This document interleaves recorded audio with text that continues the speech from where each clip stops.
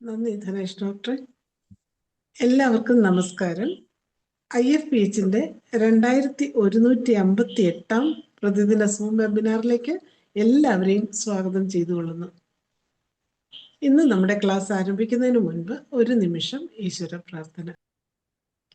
നന്ദി. ഇന്ന് നമുക്ക് അതിഥിയായി എത്തിയിരിക്കുന്നത് doctor P Radhakrishnan sir, retired chief medical officer, homeopathy വകുപ്പ്, Keralam. Doctor RK new life advanced ഹോമിയോപ്പതിയുടെ സ്ഥാപകൻ. Doctor Surya Rajeev, BHMS. COPD ചികിത്സയും ഹോമിയോപ്പതിയും ചികിത്സാ അനുഭവങ്ങൾ 3-ാം ഭാഗമാണ് ഇന്ന് ക്ലാസ് എടുക്കുന്നത്. ഇതിനോടകം 2 ക്ലാസ് നമുക്ക് സാർ എടുത്തു തന്നു. Approach to COPD cases in homoeopathic practice എന്ന 1-ാം ഭാഗവും, assessing the case using hidden protocol and finding out simillimum using methods of triangle എന്ന 2-ാം ഭാഗവും നമുക്ക് എടുത്തു കഴിഞ്ഞു. ഇന്ന് പാർട്ട് 3 ആയിട്ട് case management and clinical judging, അതിൽ ഔഷധ പ്രയോഗം എന്ന വിഷയത്തിലാണ് ഇന്ന് ക്ലാസ് എടുക്കുന്നത്. ഈ ക്ലാസ് എടുക്കുന്നതിന് ഡോക്ടർ പി രാധാകൃഷ്ണൻ സാറിനെയും ഡോക്ടർ സൂര്യ രാജീവിനെയും സ്നേഹപൂർവ്വം ആദരപൂർവ്വം ഈ പ്ലാറ്റ്ഫോമിലേക്ക് സ്വാഗതം ചെയ്തുകൊള്ളുന്നു. സാർ ആരംഭിക്കാം. ഹലോ, ഓഡിബിൾ ആണല്ലോ? അതെ അതെ. അപ്പം ഇന്നത്തെ ക്ലാസ്, അതായത് ഇന്ന് നമ്മൾ 3-ാമത്തെ ഭാഗമാണ് പറയണത്. 3-ാമത്തെ ഭാഗം എന്ന് പറഞ്ഞാൽ ശരിക്കും ഇന്നിപ്പോൾ മാനേജ്മെന്റ് അല്ല, ഇനി ഇതിനു മുമ്പും 1-2 ക്ലാസ്സുകൾ കഴിഞ്ഞാലേ ഇപ്പം ഞാൻ ഈ പറയുന്നത് മനസ്സിലാവുമെന്ന് അറിയില്ല. അതുകൊണ്ട് ഒറ്റ മരുന്നിനെ പറ്റി മാത്രമാണ് ഇപ്പം ഇന്ന് നമ്മൾ ഇവിടെ പ്രതിപാദിക്കാൻ പോകുന്നത്. അതായത് ഇന്ന് നമുക്ക് ഇപ്പോൾ ഈ COPD കേസ് എന്ന് പറയുമ്പോൾ അതിനൊക്കെ എല്ലാവരും ഡോക്ടർ ധനീഷയൊക്കെ നിങ്ങൾ ചെയ്ത ഇപ്പൊ ഇന്നത്തെ 3-ാമത്തെ ക്ലാസ് ആയത്. ഇന്നിപ്പോ നമ്മൾ ഉദ്ദേശിക്കുന്നത് COPD എന്ന് പറയുന്നത് ഒരു അക്യൂട്ട് സ്റ്റേജ് ആണോ, ക്രോണിക് സ്റ്റേജ് ആണോ? ക്രോണിക് കേസ് ആണോ? ക്രോണിക് ആണ്. അപ്പം ഒരിക്കലും COPD ഒരിക്കലും സ്റ്റാർട്ട് ചെയ്യില്ല. അപ്പൊ നമുക്ക് വി ഹാവ് ടു സ്റ്റാർട്ട്. അതിന് സ്റ്റാർട്ടിങ് പോയിന്റ് മനസ്സിലാക്കിക്കൊണ്ട് മരുന്നുകളെ തരംതിരിച്ച് തരാനാണ് ഞാൻ ഉദ്ദേശിക്കുന്നത്. ക്ലിയർ ആവുന്നുണ്ടോ? ഇപ്പോ ക്ലിയർ ആവുന്നുണ്ടോ? ഉണ്ടല്ലോ അല്ലേ? അതായത് ഇപ്പൊ നമ്മള് സാധാരണഗതിയിൽ ആദ്യം ഒരു ചുമയായിട്ട് വരുന്നവരുണ്ടാവാം, അല്ലെങ്കിൽ നീർവീഴ്ചയായിട്ട് നീർവീഴ്ചയായിട്ട് വരുന്നവരുണ്ടാവും, അല്ലെങ്കിൽ സ്മോക്ക് ചെയ്തിട്ട് ഒരു ചുമയൊക്കെ വന്നു വരുന്ന ആൾക്കാരുണ്ടാവും. പലതരത്തിലുള്ള ആൾക്കാർ വരും, ഇല്ലേ? അപ്പൊ പലതരത്തിലുള്ള ആൾക്കാർ നമ്മുടെ മുമ്പിൽ വരും. അപ്പൊ നമ്മളിപ്പോ ഒരു ആക്രോണൈറ്റ് സ്റ്റേജാണ് നമ്മുടെ മുൻപിൽ വരുന്നത് എങ്കിൽ നമ്മളെ ആക്രോണൈറ്റ് കൊടുക്കാം, അല്ലേ? അത് ഹോമിയോ ഡോക്ടറാണെങ്കിൽ ആക്രോണൈറ്റ് കൊടുക്കും, അലോപ്പതി ഡോക്ടറാണെങ്കിൽ ആക്രോണൈറ്റ് കൊടുക്കും, വേറെ മരുന്നാണ് കൊടുക്കുക. ആയുർവേദ ഡോക്ടറാണെങ്കിൽ വേറെ കൊടുക്കുക. അപ്പൊ ആക്രോണൈറ്റിന്റെ സ്റ്റേജിൽ ആക്രോണൈറ്റ് കൊടുക്കാതിരുന്നാൽ പിന്നെ അത് പഴകിപ്പോയാൽ എന്താ ചെയ്യാൻ പറ്റുക? ആക്രോണൈറ്റിന്റെ ക്രോണിക് ഏതാണ്? ബ്രയോണിയുടെ ക്രോണിക് ഏതാണ്? അലൂമിന. ഈ സ്റ്റേജ് പോലെ തന്നെ നമുക്ക് COPD കേസിനെ ഒന്ന് വിവേചനം ചെയ്ത് തരാമാണ് ഉദ്ദേശിക്കുന്നത്. അപ്പൊ ഇന്ന് എടുക്കുന്ന ഡ്രഗ് നമ്മൾ ആലിയം സെപ്പയാണ്. ഇപ്പോ ഈ മരുന്നുകൾ പറയുന്നതിന് മുമ്പ് ആലിയം സെപ്പയുടെയും സമ്പുക്കസിന്റെയും 2 പാത്തോഫിസിയോളജിക്കൽ ആക്ഷൻ മാത്രം ഡോക്ടർ സൂര്യ ഒന്ന് പറയട്ടെ. ഡോക്ടർ സൂര്യ ഈ 2 കാര്യങ്ങൾ, pathophysiological action of allium cepa, that means once you can use for allergic function and other for this viral infection. അത് നമുക്ക് 2 പാത്തോഫിസിയോളജിക്ക്. സൂര്യ ഉണ്ടല്ലോ അവിടെ? സൂര്യ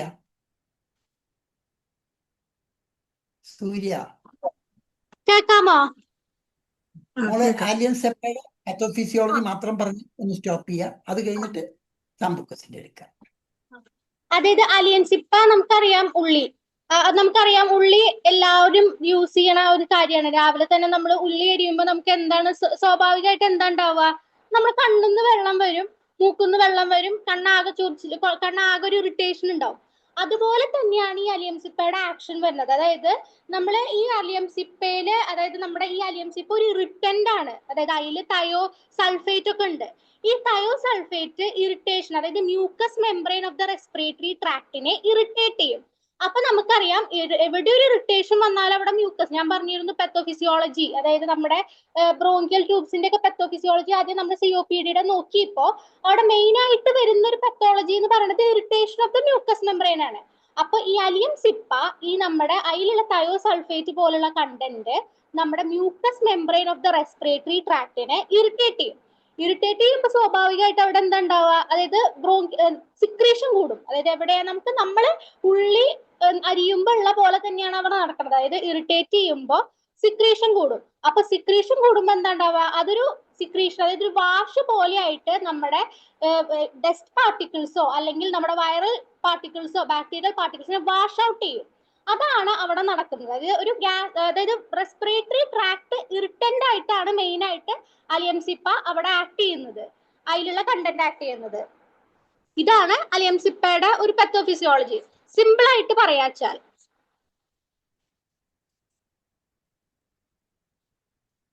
അലിയം സിപ്പയുടെ പെത്തോഫിസിയോളജി. മോളിനി സാംബുക്കസിന്റെ കൂടെ എന്ന് പറയും. സാംബുകസ് എന്താ ചെയ്യാന്ന് വെച്ച് കഴിഞ്ഞാൽ, സാംബുകസ് നമ്മുടെ മൂക്കിലേക്ക്, അതായത് മൂക്ക് ഫസ്റ്റ് എൻട്രി മൂക്ക് നേസൽ ഭാഗമാണല്ലോ, നോസ് ആണല്ലോ. സാംബുകസ് ഈ മൂക്കിലേക്ക് വരുന്ന വൈറൽ പാർട്ടിക്കിൾസോ, മെയിൻ ആയിട്ട് വൈറസ് ആണ് പറയണത്, വൈറൽ പാർട്ടിക്കിൾസിന്റെ ഗ്ലൈക്കോ പ്രോട്ടീനിൽ പോയിട്ട് ബൈൻഡ് ചെയ്യും ഈ സാംബുകസിന്റെ കണ്ടന്റ്. ഇതുപോലെ എന്തുണ്ടാവും എന്ന് വെച്ച് കഴിഞ്ഞാൽ ഈ വൈറസ് പാർട്ടിക്കിൾസ് ഹോസ്റ്റ് സെൽസിൽ പോയിട്ട്, അതായത് അവിടെ ബൈൻഡ് ചെയ്തിട്ടാണല്ലോ റെപ്ലിക്കേഷൻ ഒക്കെ നടക്കുന്നത്. അപ്പൊ ആ റെപ്ലിക്കേഷൻ, വൈറൽ പാർട്ടിക്കിൾസിന്റെ റെപ്ലിക്കേഷൻ കുറയ്ക്കും. അപ്പൊ നമുക്ക് വേണമെങ്കിൽ കോവിഡിൽ പ്രിവെന്റീവ് ഒക്കെ ആയിട്ട് നമുക്ക് വേണമെങ്കിൽ ചിന്തിക്കാം. അപ്പൊ അങ്ങനെ ഒരു ആക്ഷൻ ആണ് സാംബുകസിൽ വരുന്നത്. അതായത് സാംബുകസ് വന്നിട്ട് അതിന്റെ കണ്ടന്റ് വന്നിട്ട് വൈറൽ പാർട്ടിക്കിൾസിന്റെ ഗ്ലൈക്കോ പ്രോട്ടീനിൽ പോയിട്ട് ബൈൻഡ് ചെയ്യും. സോ ആ വൈറൽ പാർട്ടിക്കിൾസ് നമ്മുടെ ഹോസ്റ്റ് സെൽസിൽ വന്ന് ബൈൻഡ് ചെയ്ത് റെപ്ലിക്കേഷൻ ഉണ്ടാവാനുള്ള ചാൻസ് കുറവായിരിക്കും. അപ്പൊ അതാണ് മെയിൻ ആയിട്ട് പോസ്റ്റ് വൈറൽ ഇൻഫെക്ഷൻസിലൊക്കെ നമുക്ക് സാംബുകസ് കൊടുക്കാം. അപ്പോ അതാണ് സാംബുകസിന്റെ പെത്തോഫിസിയോളജി വരുന്നത്. അപ്പം ഈ രണ്ട് പെത്തോഫിസിയോളജിയിൽ നിന്ന് നമുക്ക് മനസ്സിലാവേണ്ടത് എന്താണ്? സാംബുക്കസ് എന്തിനുള്ളതാണ് സൂര്യ? Sambucus can be use for the allergic, the rhinitis in which form? അതായത് നമുക്ക് കേൾക്കുന്നില്ലേ? ഓഡിബിൾ അല്ലേ? ഓഡിബിൾ അല്ലേ? അക്യൂട്ട് ഫോം അല്ലേ സാർ ഉദ്ദേശിച്ചത്? അതെ, അക്യൂട്ട് ഫോം എന്നല്ല. അക്യൂട്ട് ഫോമിലുപരി ഇപ്പൊ സാധാരണ ഇതിൽ ഇപ്പോ നമ്മൾക്കിപ്പോ ആലിയൻസെപ്പ വന്നു. ആലിയൻസെപ്പ വന്നു കഴിയുമ്പോൾ ആ ഡിസ്ചാർജ് വരുമ്പോഴും ഏതൊക്കെ ചേഞ്ചസ് വരുന്നു എന്നുള്ളതാണ്. ഏതൊക്കെ ചേഞ്ചസ് ആണ്, അതായത് നമുക്കൊരു ഇൻഫ്ലമേഷൻ ആണല്ലോ ആദ്യം വരുന്നത്. ഇൻഫ്ലമേഷനിൽ കാലർ, റൂബാർ, ഡോളാർ, ട്യൂമാർ, ലോസ് ഓഫ് ഫംഗ്ഷൻ, ഈ 5 ഫംഗ്ഷന് നടക്കാതെ ഒരു ഇൻഫ്ലമേഷൻ കംപ്ലീറ്റ് ആവില്ല. അപ്പൊ ആലിയൻസെപ്പ ഫസ്റ്റ് സ്റ്റേജിൽ ഇൻഡിക്കേറ്റഡ് ആയിട്ട് വന്നാൽ ആ ആലിയൻസെപ്പ നമ്മൾ എങ്ങനെ എടുക്കണം? ഇപ്പോൾ ഹിസ്റ്ററി നമുക്കറിയാം. നമ്മുടെ കേസ് ടേക്കിങ്ങും ഹിഡൻ പ്രോട്ടോക്കോളും ഇവാലുവേഷനിൽ ഇപ്പൊ ഹിഡൻ പ്രോട്ടോക്കോളിലെ ഹിഡൻ പ്രോട്ടോക്കോൾ പ്രകാരം ലെവൽ 1 ആണ് അക്കോണൈറ്റ് വരുന്നതെങ്കിൽ, ലെവൽ 2 ബ്രയോണിയാണ് വരുന്നതെങ്കിൽ, ലെവൽ 3 അലൂമിനിയാണ് വരുന്നതെങ്കിൽ, അങ്ങനെ ഫോളോ അപ്പ് ചെയ്താൽ തന്നെ സങ്കല്പിക്കാവുന്ന തരത്തിൽ നിങ്ങൾ മനസ്സിലൊന്ന് വയ്ക്കുക. കാരണം ഇതിനു മുമ്പ് കുറച്ചും കൂടി പഠിച്ചാൽ മാത്രമേ ഉള്ളൂ. ഇപ്പൊ ഞാൻ ആലിയൻസെപ്പയുടെ സ്ലൈഡ് ഇട്ടിട്ടുണ്ട്, ഒന്ന് നോക്കിക്കോളൂ. എല്ലാവരും ഒന്ന് ശ്രദ്ധിച്ചോളൂ. കാണുന്നുണ്ടോ? എല്ലാവരും ശ്രദ്ധിച്ചോ ഒന്ന്? ഹലോ, ഓഡിബിൾ ആണോ? കേൾക്കുന്നുണ്ടോ? ആ സ്ലൈഡ് നോക്കാൻ സാധിക്കുന്നുണ്ടോ നിങ്ങൾക്ക്? കാണാം സാറേ, കാണാം. അലർജിക് റൈനൈറ്റിസ് ആണ് അതിന്റെ first form. Am I right? ആ റൈനൈറ്റിസിൽ നിന്ന് റിപ്പീറ്റഡ് അലർജിക് അറ്റാക്സ് അല്ലേ? ദെൻ റിപ്പീറ്റഡ് അലർജി സപ്രഷൻ ഉണ്ടാവാം. Suppression, recurrent bronchitis, chronic bronchitis, airway remodelling, COPD. ഇതാണ് ഈ സ്റ്റേജുകളിൽ കടന്നു പോകുന്നത്. ക്ലിയർ ആവുന്നുണ്ടോ? സർ, ആ സ്ലൈഡ് ഒരല്പം കൂടെ ഒന്ന് അലിയൻസെപ്പയുടേതായിട്ടൊന്ന് ഉയർത്തി. ഇപ്പൊ നമ്മൾ കാണുന്ന ഇപ്പോഴോ? ആ അപ്പൊ അലിയൻസെപ്പ ഇപ്പൊ കാണുന്നില്ലേ? അവിടെ നമുക്കൊരു അലർജിക് റൈനൈറ്റിസ് ആണ്. ക്ലിയർ? അലർജിക് റൈനൈറ്റിസ് എന്ന് പറയുമ്പോൾ inflammation, where there is itis inflammation is there. അപ്പം where there is inflammation, these 5 stages will be there. Calla, rubor, dollar, tumor, loss of function. അപ്പം whenever an allergic condition that which comes here, അലർജിക്ക് എതിരെയായിട്ട് പ്രവർത്തിക്കുന്ന കാര്യങ്ങളാണ് ഇപ്പൊ സൂര്യ പറഞ്ഞത്. Allergic ആയിട്ടുള്ള കാര്യങ്ങളാണ് pathophysiologically she explained in such and such thing. അത് നമ്മൾ അല്ല ട്രീറ്റ് ചെയ്യുന്നതെങ്കിൽ, നമ്മുടെ അടുത്ത് ഇപ്പോൾ ഒരു COPD കേസായിട്ട് നേരിട്ട് വരുമ്പോൾ COPD എടുക്കുന്ന സമയത്ത് ഈ കാര്യങ്ങളൊന്നും നമുക്കറിയില്ല. നമ്മൾ പറഞ്ഞിട്ടുണ്ട് ഹിസ്റ്ററി എടുക്കണം എന്നുള്ളത് സ്വാഭാവികമായിട്ട് മനസ്സിലാക്കിയിട്ടുണ്ട്. അപ്പോൾ ഹിസ്റ്ററി എടുക്കുമ്പോൾ അതിനാണ് നമ്മൾ HPC എടുക്കണം, history of the present complaint അല്ലേ, HPC നമ്മൾ എടുക്കണം. അപ്പൊ history of the present complaint എടുക്കുമ്പോൾ ഇതുപോലെ ഒരു ജലദോഷം ഉണ്ടായിട്ടുണ്ടെങ്കിൽ, ഒരു അലർജിക് റൈനൈറ്റിസ് ഉണ്ടായിട്ടുണ്ടെങ്കിൽ, അത് റിപ്പീറ്റഡ് ആയിട്ടുള്ള കംപ്ലൈന്റ് ആണെങ്കിൽ, അത് സപ്രസ് ചെയ്തിരുന്നെങ്കിൽ, അല്ലെങ്കിൽ അത് റിക്കറൻ്റ് ആയിട്ട് ബ്രോങ്കൈറ്റിസ് ആയിട്ട് ഫോം ചെയ്തെങ്കിൽ, അത് വീണ്ടും ക്രോണിക് ബ്രോങ്കൈറ്റിസ് ആയാൽ, അത് വീണ്ടും എയർ റീമോഡലിംഗ് ട്രബിൾ വന്നാൽ, the last we are converting into COPD. എല്ലാവർക്കും മനസ്സിലായോ അത് പറഞ്ഞത്? ഇത് നിങ്ങളൊരു ചെയിനാണ്. ഞാനിപ്പോൾ സ്ലൈഡ് ഇട്ടുകൊണ്ട് നിങ്ങൾക്ക് വായിക്കാൻ പറ്റുമത്. അപ്പോൾ ഇതിൻ്റെ ഒക്കറൻസസ്, യൂഷ്വൽ ഒക്കറൻസസ് ആണ്. പാലിയൻസെപ്പയുടെ ഒരു ഇൻഡിക്കേഷനിൽ സ്റ്റാർട്ട് ചെയ്യുമ്പോൾ അത് വരുന്ന ഇതേപോലെ എല്ലാ മരുന്നിനും ആക്ഷൻ ഉണ്ട്, മനസ്സിലാവുന്നുണ്ടോ? അപ്പോൾ ആലിയൻസെപ്പ കഴിഞ്ഞാൽ രണ്ടാമത്തത് നമ്മൾ നോക്കുമ്പോൾ അറിയാം, റെമഡി റിലേഷൻഷിപ്പ്. അതൊന്ന് നോക്കൂ, വായിച്ചു നോക്കൂ. ഈ റെമഡി റിലേഷൻഷിപ്പ്. അപ്പൊ ഇതെല്ലാം സൂര്യ വായിച്ചോളൂ. സൂര്യ മോളി ഈ സ്ലൈഡ് ഒന്ന് വായിച്ചൊന്ന് ജസ്റ്റ് എക്സ്പ്ലെയിൻ ചെയ്യൂ, ഞാനത് ഡീറ്റെയിൽ ചെയ്തോളാം. പോരെ? അതൊന്ന് സൂം ചെയ്യാൻ പറ്റുമോ സാർ? ആ റെമഡി റിലേഷൻഷിപ്പ് കുറച്ച് zoom. Remedy റിലേഷൻഷിപ്പില്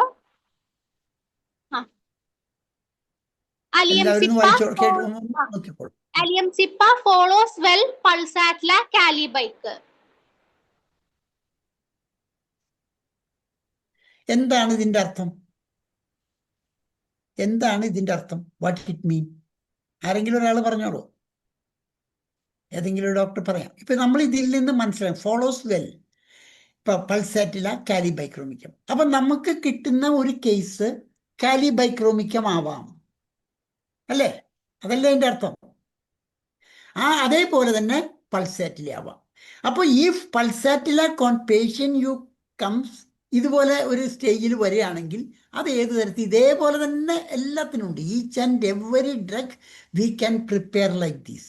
but we must know that before that നമ്മൾ പറഞ്ഞു knowledge of disease in one part and knowledge of medicine in other part. ഈ രണ്ടും നമ്മൾ കോയിൻസൈഡ് ചെയ്ത് പോയാൽ മാത്രമേ ഈ തരത്തിൽ ചിന്തിക്കാൻ സാധിക്കുള്ളൂ. നെക്സ്റ്റ് വായിച്ചോളൂ മോളെ, വായിക്കൂ. അപ്പോൾ പൾസാറ്റില കാലിബൈക്ക് അത് കംപ്ലീറ്റ് ഒന്ന് വായിച്ചോളൂ, ഞാനത് ജനറൽ ആയിട്ട് പറയാം. Pulsatilla calibique, concurrent remedies, Arsalb, natrum mur, sulfur. Aliemsippa. എല്ലാം വായിക്കട്ടെ? പറഞ്ഞോളൂ, വായിക്കൂ. എല്ലാവർക്കും വായിക്കാൻ പറ്റുന്നുണ്ടല്ലോ അല്ലേ? സ്ലൈഡ് വായിക്കാൻ പറ്റുന്നുണ്ടോ ആർക്കെങ്കിലും? എല്ലാവരും ആരും ചോദിക്കാൻ? ഓക്കെ. അപ്പൊ എല്ലാവരും ഒന്ന് ഫോളോ ചെയ്തോളൂ, വായിക്കും മോളെ, കംപ്ലീറ്റ് വായിക്കും. ഞാൻ വെറുതെ പോയിന്റ്സ് മാത്രമേ തരുന്നുള്ളൂ. Only English. അലിയംസിപ്പയുടെ ഇനിമിക്കൽ ആയിട്ട് വരുന്നത് മെർക്സോള്, കാൽക്കേരിയ കാർബ്, ലൈക്കോപോഡിയം.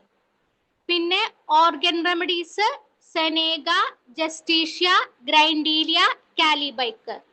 പിന്നെ നോസോഡ്സ് ആയിട്ട് വരുന്നത് ട്യൂബർക്കുലിനം, ബാസിലിനം. ടിഷ്യൂ സോൾട്സ് കാലി സൾഫ്, നാട്രം സൾഫ്, കാൽക്കേരിയ സൾഫ്. പിന്നെ കോഗ്നേറ്റ്സ് യൂഫ്രേഷ്യ ഒഫീഷ്യനാലിസ്, സബാഡില്ല, ജൽസീമിയം. Differential remedies Arsalb for the burning and anxiety, Pulsatilla thick bland discharge, Sabadilla paroxysmal sneezing. Then antidotes വരുന്നത് camphor, coffee and Nux vomica. Thank you sir. അപ്പോ ഇപ്പൊ ഈ കഴിഞ്ഞതിൽ നിന്ന് നമ്മൾ മനസ്സിലാക്കുന്നത് എന്താണ്? ഒരേ ഭാഗത്ത് ഒരു മെഡിസിൻ കൊടുത്താൽ അതിന് ഫോളോ ചെയ്യുന്ന മെഡിസിൻ ഇതെന്താണെന്നറിയോ? കുറച്ച് ക്ലാസ്സുകൾ മുൻപ് കഴിയേണ്ടതാണ്, അതുകൊണ്ടാണ് കേട്ടോ. ഇതിപ്പോൾ ഞാൻ ഇത് തന്നെങ്കിൽ അടുത്ത ക്ലാസ്സിൽ കുറച്ചുകൂടി ഡീറ്റെയിൽ ആയിട്ട് തരാം. ഇതിപ്പോൾ നിങ്ങൾക്കൊരു ചിന്തിക്കാൻ വേണ്ടി മാത്രം ഇട്ട് തരുന്നതാണെന്ന്. അപ്പോൾ ഇതിലിപ്പോൾ നമ്മളിപ്പോൾ റെമഡി റിലേഷൻഷിപ്പ് എടുത്തു. ഇനി വരുന്നത് റെമഡി ഗ്രോത്ത് മാപ്പാണ്. ഇപ്പൊ ഇത് മനസ്സിലായോ? ക്ലിയർ ആയോ? നിങ്ങൾക്ക് സംശയമുണ്ടോ ഇതിൽ? എന്തെങ്കിലും സംശയമുണ്ടോ?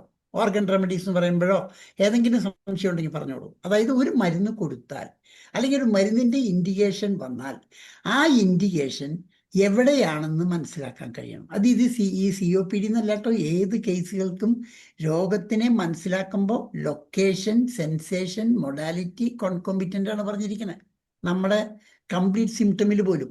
അപ്പം ലൊക്കേഷൻ ഒരു ഇമ്പോർട്ടൻസ് ഉണ്ട്. ഒരു ലൊക്കേഷന് ഇമ്പോർട്ടൻസ് എന്ന് പറയുമ്പോൾ ആ ലൊക്കേഷനെ പറ്റി നമ്മൾ പഠിക്കണം. ഇവിടെ നമ്മൾ എടുക്കുന്നത് റെസ്പിറേറ്ററി ട്രാക്ട് ഡിസീസാണ്, upper and lower respiratory tract. അപ്പോൾ എ ഡിസീസ് ക്യാൻ ഒക്കർ, അതായത് ഫോർ എക്സാമ്പിൾ ഇപ്പോൾ COPD ക്യാൻ ഒക്കർ, അത് വരണ്ടെങ്കിൽ എപ്പോഴും that may come from either it is nasal origin or it may be an allergic cause, may be one of the cause, or the smoking or any other things that like that may, അങ്ങനെയുള്ളതാവാം, പുകവലി, ഇങ്ങനെയുള്ള causes നമ്മൾ കുറെ പറഞ്ഞു. അപ്പൊ ഏതൊക്കെ വന്നാലും upper respiratory tract infection താഴോട്ട് ഇറങ്ങുമ്പോൾ, അതായത് നോസ്ട്രിൽസിൽ കൂടി കയറി മ്യൂക്കസ് മെംബ്രെയിനിൽ എഫക്റ്റ് ചെയ്ത് ടെർബിനൈറ്റ്സ് വഴിക്ക് മുകളിലേക്കൊക്കെ പോയി നാസോഫാരിങ്സ്, ഫാരിങ്സ്, ദെൻ അങ്ങനെ പോവുകയാണ്. അപ്പോൾ ലാരിങ്സ്, ട്രക്കിയ, ബ്രോങ്കൈ. അപ്പോൾ any inflammatory process which is starting from the nasal cavity and descends towards the lungs or reach the lungs. നമ്മുടെ മെഡിസിൻ ഏതാണ്? Which is a remedy you can use? The rhinitis is following this your naja tripudians. നാജ നമുക്ക് സാധാരണഗതിയിൽ എല്ലാവർക്കും ഉപയോഗിക്കുന്നത്. ഇപ്പോൾ ആസ്മാവസ് infants or children. അപ്പം ഞാൻ പറഞ്ഞത് മാത്രം. അപ്പോൾ ഒരു ഇൻഫ്ലമേറ്ററി പ്രോസസ്സ് മ്യൂക്കസ് മെംബ്രെയിനിൽ എഫക്റ്റ് ചെയ്യുകയാണെങ്കിൽ അതിങ്ങനെ പരന്നുകൊണ്ടേയിരിക്കും. എവിടെയാണോ അതാണ് നമ്മൾ ശരിക്ക് ഓരോ ഭാഗത്തിൻ്റെയും ഇമ്പോർട്ടൻസ്. ഇവിടെ ഇപ്പം നമ്മൾ പറഞ്ഞത് റെമഡി റിലേഷൻഷിപ്പ് നമ്മൾ പറഞ്ഞു. ഇനി ഇതുപോലെ തന്നെ റെമഡി എല്ലാം ഈ സ്ലൈഡ് എല്ലാവരും ഒന്ന് വായിച്ച് ശ്രദ്ധിക്കണം കേട്ടോ. ഞാൻ സ്ലൈഡ് ഓരോന്നോരോന്ന് പറയാൻ നിന്നാൽ ടൈം കണ്ടമാനം പിടിക്കുക. അതുകൊണ്ടാണ് that's why last I will give the remedy growth map ഒന്ന് വായിച്ചു നോക്കിക്കോളൂ. അതിൽ ആക്റ്റീവ് സ്റ്റേജ് ഒരു ക്വസ്റ്റ്യൻ ഉണ്ട് സാറേ, കോൺകോർഡന്റ് റെമഡീസ് എന്ന് പറഞ്ഞാൽ ഒന്ന് എക്സ്പ്ലെയിൻ ചെയ്യാവോ? Concordant remedy. കോൺകോർഡന്റ് റെമഡി നമുക്ക് ഒരേപോലെ തന്നെ ഉപയോഗിക്കാവുന്ന മരുന്നാണ്. ഇപ്പൊ COPD കേസിൽ നമുക്കിപ്പോ ഒപ്പത്തിനൊപ്പം നിർത്താം കോൺകോർഡന്റ് റെമഡീസ്. മനസ്സിലായില്ലേ? ഇപ്പൊ നമുക്കിപ്പോ ഇവരിപ്പോ ആഴ്സനിക് ആൽബ്, നാട്രമൂറ്, സൾഫർ 3 നമുക്കിപ്പോൾ ഇവിടെ കാണിച്ചിരിക്കുന്നത് അല്ലേ, കോൺകോർഡന്റ് റെമഡീസ്. ഇപ്പൊ നമ്മൾ എടുത്തിരിക്കുന്നത് ആലിയൻ സെപ്പയാണ്. നമ്മൾ ഇവിടെ മരുന്നിലാണ് നമ്മൾ സ്റ്റാർട്ട് ചെയ്തത്. ആലിയൻ സെപ്പയുടെ മരുന്നിൽ ഈ റെസ്പിറേറ്ററി ട്രാക്റ്റിലെ കോൺകോർഡന്റ് റെമഡീസിൽ, അതായത് ഈ റെമഡീസിനെ സെലക്ട് ചെയ്യുമ്പോൾ ആഴ്സനിക് ആൽബിന്റെ ഇൻഡിക്കേഷൻ ആയിട്ടായിരിക്കാം നമ്മുടെ മുൻപിൽ ആ പേഷ്യന്റ് വരുന്നത്. അല്ലെങ്കിൽ നാട്രമൂർ ഇൻഡിക്കേഷനിലാവും, അല്ലെങ്കിൽ സൾഫർ ഇൻഡിക്കേഷനിലാവും. ഇനി കോൺകോർഡന്റ് ചോദിച്ച് സംശയം ഉണ്ടെങ്കിൽ പറഞ്ഞു. അതായത് അതേപോലെ തന്നെ നമുക്ക് ഉപയോഗിക്കാം ഏതൊരു സ്റ്റേജിലും. ഒരിക്കലും ആദ്യത്തെ സ്റ്റേജ് തുമ്മലായിട്ടോ മറ്റുള്ള കംപ്ലൈൻ്റ് ആയിട്ടോ ആവില്ല നമ്മുടെ മുമ്പിൽ വരിക. ചിലപ്പോൾ നമ്മുടെ മുമ്പിൽ വരുമ്പോൾ കേസ് എടുക്കുമ്പോൾ ചുമയുണ്ട്, കഫക്കെട്ടുണ്ട്, മറ്റുള്ള കംപ്ലൈൻ്റ് എല്ലാം ഉണ്ട്. അപ്പം അപ്പോഴാണ് നമ്മൾ ചോദിക്കുക HPC ഒന്ന് പറയുക. ആ HPC ഇവാലുവേഷൻ ആണ് നിങ്ങൾ എപ്പോഴും ശ്രദ്ധിക്കേണ്ടത് എന്നാണ് എൻ്റെ അഭിപ്രായം. ഹിസ്റ്ററി ഓഫ് ദ പ്രസൻറ്റ് കംപ്ലൈൻറ്റിൽ നിന്ന്, അതാണ് ഞാൻ ടൈം ലൈൻ റിലേറ്റഡ് ആയിട്ട് പറയാൻ കാരണം. അപ്പം HPCയിൽ ഇമ്പോർട്ടൻസ് കൊടുത്ത് അത് ഇൻഫ്ലമേറ്ററി സ്റ്റേജിലാണോ സ്റ്റാർട്ട് ചെയ്തത്? ഇൻഡ്യൂറേറ്റീവ് സ്റ്റേജ് ഒരിക്കലും ഇൻഡ്യൂറേറ്റീവ് സ്റ്റേജിൽ സ്റ്റാർട്ട് ചെയ്യില്ല. എപ്പോഴും ഇറിറ്റേഷൻ, ഇൻഫ്ലമേഷൻ, ഇൻഡ്യൂറേഷൻ, അൾസറേഷൻ, ഈ ഒരു പ്രോസസ്സിൽ മാത്രമേ ഏതൊരു ടിഷ്യൂ ചേഞ്ചസും നടക്കുള്ളൂ. അപ്പോൾ ഒരു ഇൻഫ്ലമേറ്ററി സ്റ്റേജ് വരുന്നതിന് മുമ്പ് ഒരു ഇറിറ്റേഷൻ ഉണ്ടാവും. Irritation may be by an organism, അല്ലെങ്കിൽ ഏതെങ്കിലും പ്രത്യേക trauma or any other cause. അപ്പോൾ cause related inflammatory process is the way by which it infects the mucus membrane. എല്ലാവർക്കും ക്ലിയർ ആവുന്നുണ്ടോ? സംശയം വരുന്നുണ്ടോ? അതാണ് പ്രശ്നം. കാരണം കുറച്ച് അഡ്വാൻസ് ആയിട്ടാണ് ഞാൻ പറഞ്ഞത്. അതുകൊണ്ടാണ് ഇപ്പോൾ ഞാൻ 2-3 ക്ലാസ് കഴിഞ്ഞാൽ ശരിക്കും നിങ്ങൾക്ക് ഫോളോ ചെയ്യുള്ളൂ. ഇന്ന് ഞാനിപ്പോൾ ഒരു ട്രയൽ തന്നു എന്ന് മാത്രമേ ഉള്ളൂ കേട്ടോ.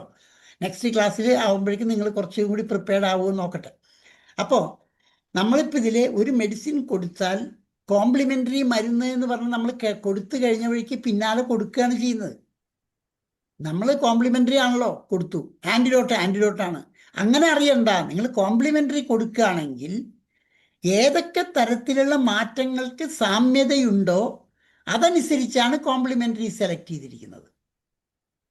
അത് ഓട്ടോമാറ്റിക്കൽ വരുന്ന കാര്യങ്ങളാണ്. അതിപ്പോൾ ഈ ചാർട്ടിൽ നിന്ന് ക്ലിയർ ആവുമെന്ന് വിചാരിക്കണം. ക്ലിയർ ആവുന്നുണ്ടല്ലോ. അപ്പം അടുത്ത ഭാഗത്തേക്ക് പോട്ടെ, നെക്സ്റ്റിലേക്ക്. ഇതൊന്ന് വായിച്ചു നോക്കുന്നുണ്ടോ? കൺകോർഡൻ്റ് ഡോക്ടർക്ക് ക്ലിയർ ആയോ? ഷീല ഡോക്ടർക്ക് ക്ലിയർ ആയി കാണുമല്ലോ അല്ലേ? ഷീല ഡോക്ടറെ, അതുപോലെ ഈ കോഗ്നേറ്റ്സ് എന്ന് പറയുമ്പോൾ ഏതാണ്? Cognates, euphrasia, sabadilla, gelsemium. Euphrasia is similar to അലിയൻസെപ്പ.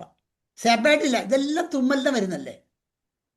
യൂഫ്രേഷ്യ, സെബഡില്ല. അപ്പോൾ കോഗ്നേറ്റ്സ് പറയുമ്പോൾ അതേപോലെ തന്നെ ഉള്ള സിംറ്റംസിൽ വരാവുന്നത്. ഇപ്പോൾ ഇതിൽ ഞാനിപ്പോൾ എടുത്തു പറയാം, അത് നേരത്തെ അവൾ പറഞ്ഞില്ല എങ്കിലും ഞാൻ തന്നെ തുടങ്ങി തരാം കേട്ടോ. ഞാനിത് വായിക്കാൻ ബുദ്ധിമുട്ട്. ഫോളോസ് വെൽ പൾസാറ്റില കാലിബൈക്രോമിക്കും എന്ന് പറഞ്ഞാൽ ആലിയൻസെപ്പ കൊടുത്തു കഴിഞ്ഞാൽ പൾസാറ്റില നമുക്ക് ഉപയോഗിക്കാം. അപ്പോൾ പൾസാറ്റില ആണെങ്കിൽ അപ്പോൾ നമ്മളെടുത്ത് വരുന്ന പേഷ്യൻ്റ് ചിലപ്പോൾ പൾസാറ്റില ആയിരിക്കാം. ഞാനിത് റിലേഷനല്ല പറയണേ. പൾസാറ്റില ആണെങ്കിലും HPC എടുക്കുമ്പോൾ we can go there. Clear ആവുന്നില്ല? ആരും ഫേസ് അങ്ങനെ ഓക്കെ ആണോ? പറഞ്ഞാൽ വരുള്ളൂ. അപ്പോൾ ഇത് നിങ്ങൾക്ക് അതേപോലെ ഉപയോഗിക്കാവുന്ന മരുന്നുകൾ അത്രമാത്രം ഇപ്പം മനസ്സിലാക്കൂ. അടുത്തേക്ക് കിടക്കാം. എന്നിട്ട് ഞാൻ ലാസ്റ്റ് പറഞ്ഞുതരാം കേട്ടോ. Remedy growth. സൂര്യ അപ്പം അടുത്തൊന്ന് പറഞ്ഞു കൊടുക്കും, ഒന്ന് പറഞ്ഞു കൊടുത്തോളൂ. അക്യൂട്ട് സ്റ്റേജ് റെമഡി ഗ്രോത്ത് മാപ്പ്. അതിന് മുമ്പ് ഒരു മിനിറ്റ്. അതായത് ഈ റെമഡി ഗ്രോത്ത് രോഗം വരികയാണെങ്കിൽ അതിന് വരുന്ന അവസ്ഥകളാണ് അക്യൂട്ട് സ്റ്റേജ്. കണ്ടിന്യൂ ചെയ്തോളൂ. അടുത്ത സ്റ്റേജുകൾ പറഞ്ഞു. അക്യൂട്ട് സ്റ്റേജില് allium cepa symptoms acute coryza, watery discharge, sneezing, itching. ഇനി സെക്കൻഡ് സ്റ്റേജ് സപ്രസ് സ്റ്റേജ്, അതായത് shift to the deeper layer. Repeated suppression pushes the disease inward and downward. പിന്നെ തേർഡിൽ വരുന്നത് chronic constitutional evolution, possible shift. അതിൽ വരുന്ന remedy phosphorus. Sensitive lungs, burning in chest, emphysematous tendency, desire for open air. Then fourth stage വരുന്നത് deeper chronic evolution, അതായത് tubercular or psychotic layer. Tuberculinum remedy, recurrent infections, destruction tendency, emphysema and alternating states. Then fifth one, structural destruction, അതാണ് aspidosperma. Emphysema, breathlessness, can't lie down, then must sit up. Then last stage, terminal stage, is the carbo-vegetabilis, that is air hunger, collapse tendency, coldness, desire for open air.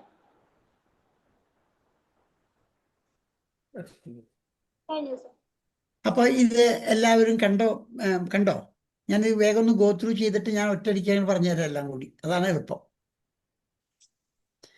ഇപ്പോൾ clear ആയോ? ഇപ്പോൾ ഈ പറഞ്ഞതിൽ ഏതെങ്കിലും doubts ഉണ്ടെങ്കിൽ doubts എല്ലാം നമുക്ക് last clear ചെയ്യാം. First you go through this chart.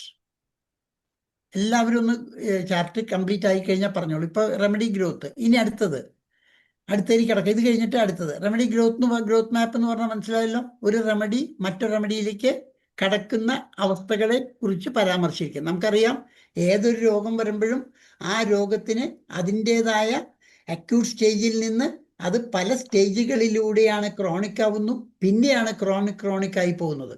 അപ്പോൾ different stages which are occurring during the course of treatment. അത് നമ്മൾ പറഞ്ഞിട്ടുണ്ട്. ക്രോണിക് ഡിസീസ് കൃത്യമായ ട്രീറ്റ്മെൻറ്റ് അല്ലെങ്കിൽ സിംറ്റം തൽക്കാലം കുറഞ്ഞാലും അവിടെ ആ പ്രോസസ് കണ്ടിന്യൂ ചെയ്യും. COPD is A chronic disease. അപ്പോൾ അതിൻ്റെ ഡെവലപ്മെൻറ്റ്സ് ആണ് ഇപ്പോൾ ഉൾക്കൊള്ളിച്ചത്. അപ്പോൾ ഒരേ ഒരു മരുന്നിൻ്റെ മാത്രമാണ് ഇപ്പോൾ പറഞ്ഞത്. നമ്മൾ എല്ലാവരും പഠിക്കുന്നത് പല മരുന്നുകൾ കുറേ പഠിക്കും. ആ മരുന്നുകളിലാണ് നമ്മളിപ്പോൾ മുന്നോട്ട് പോയിക്കൊണ്ടിരിക്കുന്നത്. അതേ സമയത്ത് ഒരു മരുന്നിനെ വിശദീകരിച്ച് പഠിക്കാൻ വേണ്ടി തയ്യാറാക്കിയിട്ടുള്ള ഒരു കാര്യമാണത്.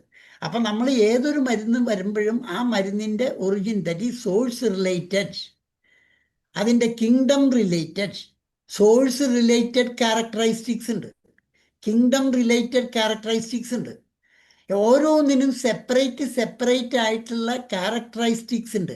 ആ sum total characteristic effect on the human body, creating such situation, because the homeopathic remedy is the remedy which can produce the same set of symptoms on a healthy individual. That why we are getting this proving. അങ്ങനെയാണല്ലോ വരുന്നത്. അതുകൊണ്ട് ഏതൊരു മരുന്നെടുക്കുമ്പോഴും നമ്മൾ അപ്പം ചിന്തിക്കണം, അതിനൊരു acute stage ഉണ്ടോ, ഒരു സബ് അക്യൂട്ട് സ്റ്റേജ് ഉണ്ടോ, ഒരു ക്രോണിക് സ്റ്റേജ് ഉണ്ടോ. അപ്പം നമ്മൾ റിലേഷൻസ് വെറുതെ കോംപ്ലിമെൻ്ററി വായിച്ചു പോകാതെ, അല്ലെങ്കിൽ ആൻറ്റിഡോട്ട്സ് വായിച്ചു പോകാതെ, കോംപ്ലിമെൻ്ററി എന്ന് പറഞ്ഞാൽ എന്താണ്, കോംപ്ലിമെൻ്റ് ചെയ്യണമെങ്കിൽ മറ്റ് ഏതെങ്കിലും സിംറ്റമിനെ ഒന്ന് ആക്സിലറേറ്റ് ചെയ്യാൻ, അല്ലെങ്കിൽ തൽക്കാലം അതിനെ ഒന്ന് ഡയറക്ഷൻ മാറ്റാൻ. നമ്മളിപ്പോൾ ഏത് കാര്യം ചെയ്യുമ്പോഴും നമ്മളിൽ വരുത്തേണ്ട മാറ്റങ്ങളാണ്. എല്ലാ ഡ്രഗിനെ കുറിച്ചും ഇതുപോലെ തന്നെ വിശദീകരിച്ച് നമുക്ക് പഠിക്കാം. അപ്പോൾ അതിലും നല്ലത് ഈ ആലിയം സെപ്പ എന്നുള്ളത് ഒരു മരുന്ന് മാത്രം. ഇനിയിപ്പോൾ സംബുക്കസ് ആണെങ്കിലും വേറെ തരത്തിലാണ്. അപ്പോൾ ഇന്ന് ഒറ്റ ഡ്രഗ് മാത്രം തരുന്നത്. ഈ ഒരു ഡ്രഗിന് നിങ്ങളൊന്ന് ടോട്ടൽ കൺഫ്യൂഷൻ ആയാലും നെക്സ്റ്റ് ക്ലാസ് വരുമ്പോഴേക്കും നിങ്ങൾ ഇതിലത്തെ ഓരോ വാക്കുകളെ പറ്റി നിങ്ങൾക്കറിയാവുന്ന രീതിയിൽ മനസ്സിലാക്കി വരുമ്പോൾ കുറച്ചുകൂടി ഡൗട്ട്സ് ക്ലാരിറ്റി കിട്ടും. കാരണം ഇതിനു മുമ്പ് നിങ്ങൾ kingdom characteristics, source related characteristics ഇതെല്ലാം ഒന്നറിഞ്ഞാലാണ് ഇതിനൊക്കെ എളുപ്പത്തിൽ കൈകാര്യം ചെയ്യാൻ പറ്റുക. മനസ്സിലാവുന്നുണ്ടോ? അതാണ് ഇതിൻ്റെ ഒരു പ്രായോഗിക ബുദ്ധിമുട്ട് നിങ്ങൾക്ക് വരുന്നത്. അടുത്തത് ഈ റെമഡി ഗ്രോത്ത് മാപ്പ് സ്ട്രക്ചറൽ. അപ്പോൾ ഇതിലെ ഇപ്പം നമ്മളിപ്പോൾ ഈ മരുന്നിലെ ഫോസ്ഫറസ് അക്യൂട്ട് സ്റ്റേജിലെ ആലിയം സെപ്പ, സപ്രസ് സ്റ്റേജിലെ സപ്രസ് ഒരു കേസ് സപ്രസ് ചെയ്താൽ നമ്മൾ എങ്ങനെയാണ് എടുക്കുക? സപ്രസ് സ്റ്റേജിൽ repeated suppression pushes disease inward and downward. എന്താണ് അതിൻ്റെ അർത്ഥം? ഇപ്പം നമ്മൾക്ക് എല്ലാവരും നമുക്കറിയുന്ന വാക്കാണ്. ഇപ്പോൾ ഇറപ്ഷൻസ് സപ്രസ്ഡ്, അല്ലെങ്കിൽ ഏതെങ്കിലും സ്കിൻ ഡിസീസ് സപ്രസ്ഡ്. നമ്മൾ സ്കിൻ ഡിസീസ് സപ്രസ് ചെയ്തു എന്നൊരു കാരണം കിട്ടിയതുകൊണ്ട് മാത്രം സൾഫർ പ്രിസ്ക്രൈബ് ചെയ്യാൻ പറ്റുമോ? അപ്പോൾ ഒരു മെഡിസിൻ കഴിച്ച് സപ്രസ് ചെയ്യുമ്പോൾ ആ സപ്രസ് ചെയ്യുന്നത് ഏത് ദശയിലാണ് പോകുന്നത് എന്ന് മനസ്സിലാക്കണം. ഇപ്പം ഡിസീസ് സ്കിൻ ഡിസീസ് സപ്രസ് ചെയ്ത് കഴിഞ്ഞിട്ട് റീനൽ കംപ്ലൈൻറ്റ് നെഫ്രൈറ്റിസ് ആണ് ഫോം ചെയ്യണമെങ്കിൽ, ഗ്യാസ്ട്രോ ഇൻഡസ്ട്രിയലാണെങ്കിൽ ഡയറിയാണ് ഫോം ചെയ്യണമെങ്കിൽ, എല്ലാത്തിലും എക്സ്ക്രീറ്ററി സിസ്റ്റത്തിനെ റിലേറ്റ് ചെയ്തിരിക്കുന്നതാവും. കാരണം kidney, skin, lungs, GIT, salivary gland, liver ഇതെല്ലാം എക്സ്ക്രീറ്ററി ഓർഗൻസ് ആണ്. ആ എക്സ്ക്രീറ്ററി ഓർഗൻസിലൂടെ പോകുമ്പോൾ, അല്ലെങ്കിൽ അതിൻ്റെ ഓവർലോഡോട് കൂടി തീർച്ചയായിട്ടും അവിടെ കുറേ മാറ്റങ്ങൾ വരുത്തും. അപ്പം അതിൻ്റെ മെക്കാനിസം. അപ്പോൾ എനി ഡിസീസ്, ഇപ്പോൾ ഏതൊരു രോഗം വരുമ്പോഴും, ഇപ്പോൾ നമുക്കറിയാം rheumatic complaint, cardiac rheumatism, joint rheumatism. ഇപ്പോൾ ജോയിൻറ്റ് റൂമാറ്റിസം സപ്രസ് ചെയ്താൽ കാർഡിയാക് റൂമാറ്റിസം ആവാം. അപ്പോൾ if a patient comes to you with a case of cardiac complaints, whenever we are understanding the case exactly, sometimes if the case is suppressed by this rheumatic factor, our remedy, which is the remedy? Everybody knows, I think so. എല്ലാവർക്കും അറിയാമല്ലോ ഈ മരുന്ന്. നമുക്ക് സാധാരണ ഉപയോഗിക്കുന്ന മരുന്നാണ് കാൽമിയ ലാറ്റിഫോളിയ.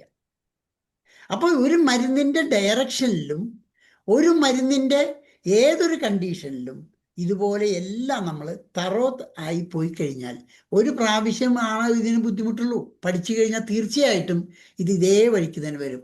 അപ്പോൾ suppressed stage shift to deeper layer.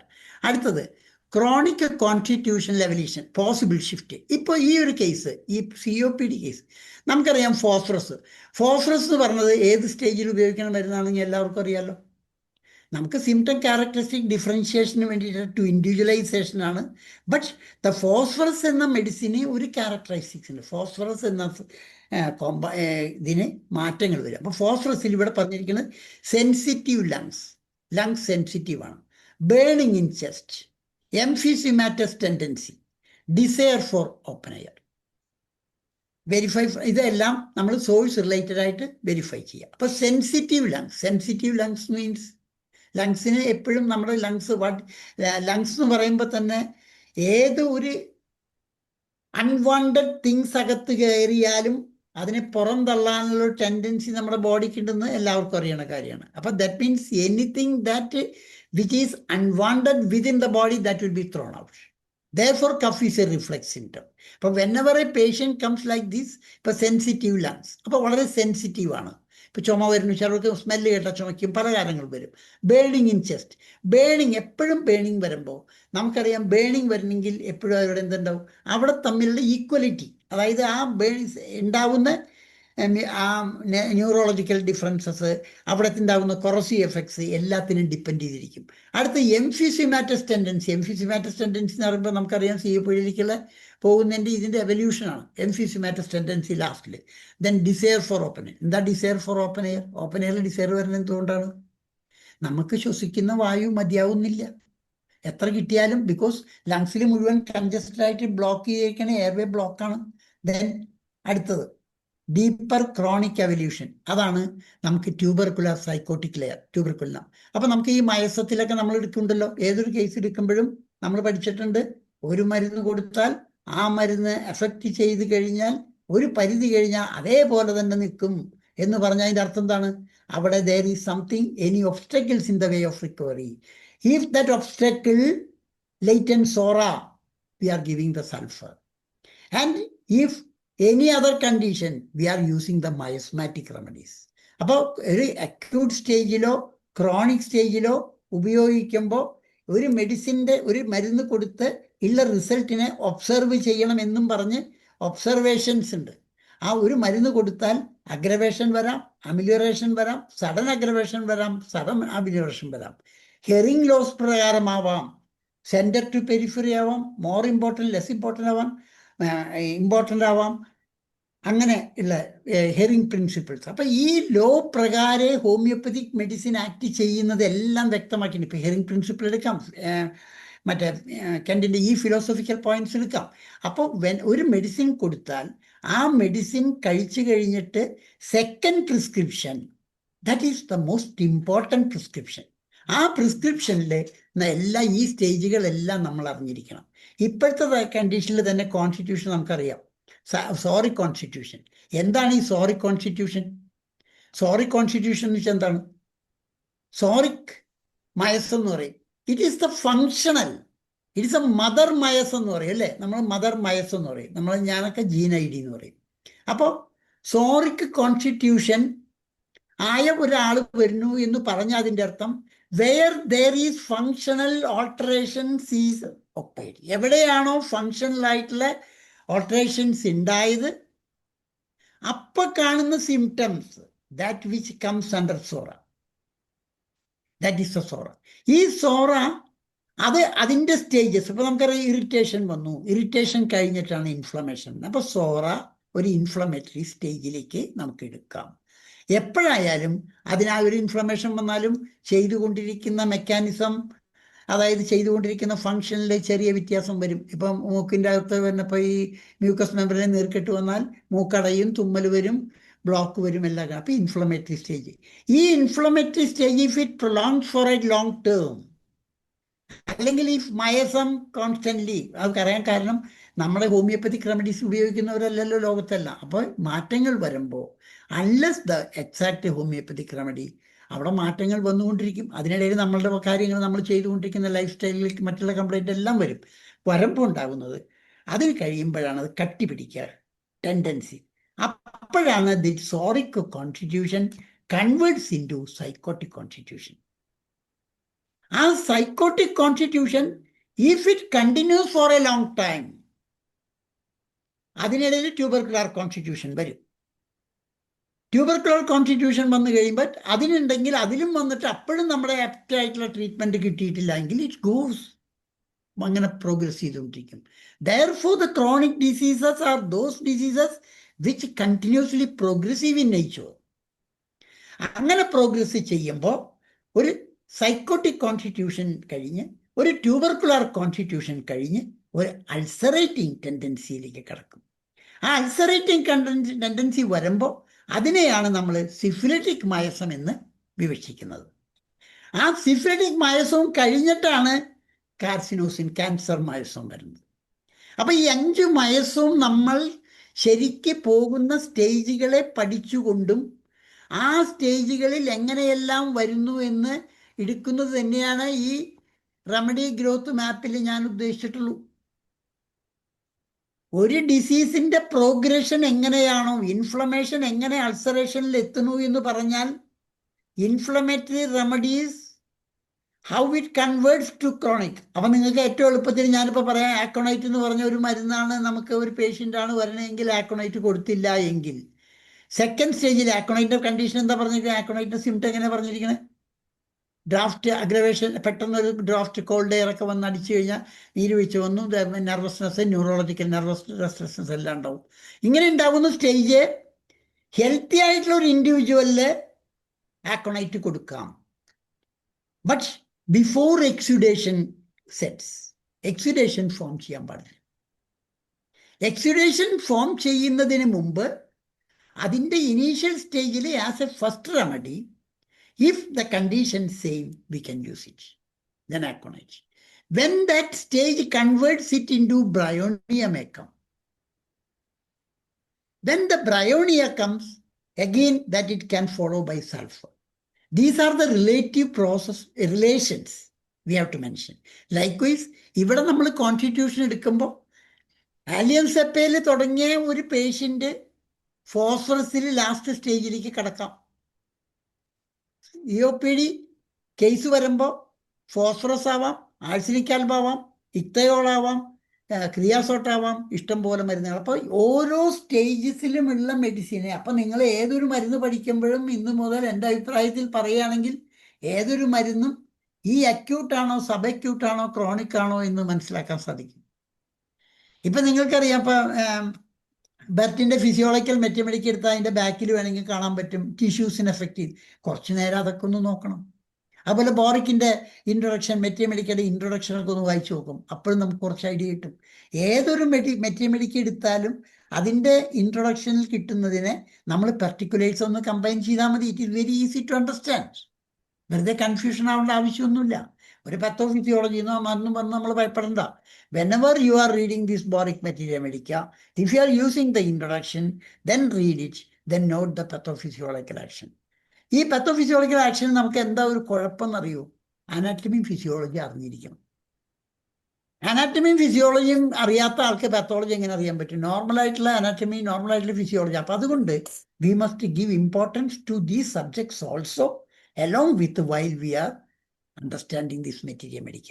അപ്പം മെറ്റീരിയ മെഡിക്ക എന്ന് പറയുമ്പോൾ അപ്പം നമ്മൾ എന്ത് ചെയ്തു, ഇതനുസരിച്ച് നമ്മൾ ഡിസീസിൻ്റെ ഫോളോ അപ്പിലേക്ക് പോയി. അതേ സമയത്ത് ഇതിൻ്റെ സോഴ്സ്, ഇപ്പം ആലിയൻ സെപ്പ ഉള്ളിയാണെന്ന് പറഞ്ഞു. ഉള്ളി എന്ന് പറഞ്ഞാൽ അറിയാം, നമുക്ക് പൊട്ടിച്ചു കഴിഞ്ഞാൽ കണ്ണിന് വെള്ളം വരും, ഇല്ല എല്ലാവരും അറിയാം കണ്ണിന് വെള്ളം വരും. ഹോമിയോ ഡോക്ടേഴ്സിന് കണ്ണിന് വെള്ളം വരുന്ന കാര്യങ്ങൾ അറിയാം, എന്തുകൊണ്ടാണ് വെള്ളം വരുന്നതെന്ന്. കാരണം നമ്മൾ ഈ ഡെഡ് ബോഡി കയറാൻ പോകുമ്പോൾ അവിടെ ചെന്ന് തുറക്കുമ്പോൾ ആ ടാങ്കിലുണ്ട്, കണ്ണിൽ നിന്ന് വെള്ളം വരും. അപ്പം because of the presence of this formalin. അതേപോലെ തന്നെയാണ് നമുക്ക് എന്ത് സൾഫർ. അപ്പോൾ ഫോർമാലിൻ അവിടെ വരികയാണ്. അപ്പോൾ അതുകൊണ്ടാണ് കണ്ണിൽ ഇറിറ്റേഷൻ വരുന്നത്. അപ്പോൾ ആ ഒറിജിനൽ വരുമ്പോൾ what type of changes which can occur by the source itself, അതിൻ്റെ ആരംഭത്തിൽ തന്നെ എന്ത് വരുന്നു. ഈ സോഴ്സ് റിലേറ്റഡ് അറിഞ്ഞു കഴിഞ്ഞാൽ നമുക്കറിയാം ഏതൊരു ഡ്രഗ് ആണെങ്കിലും അതിന് അതിൻ്റേതായ ഒരു കിങ്ഡം ഉണ്ടാവും. പ്ലാൻ കിങ്ഡം ഉണ്ടാവും. ഇപ്പോൾ ആലിയൻ സെപ്പ പ്ലാൻ കിങ്ഡം ആണ്. പ്ലാൻ കിങ്ഡം ആണ് ആലിയൻ സെപ്പ. അപ്പോൾ ആലിയൻ സെപ്പ നമ്മൾ പഠിക്കുമ്പോൾ പ്ലാൻ കിങ്ഡത്തിൻ്റെ ക്യാരക്ടറൈസ്റ്റിക്സ് ഉണ്ട്. Which are the most common characteristics of plant kingdom?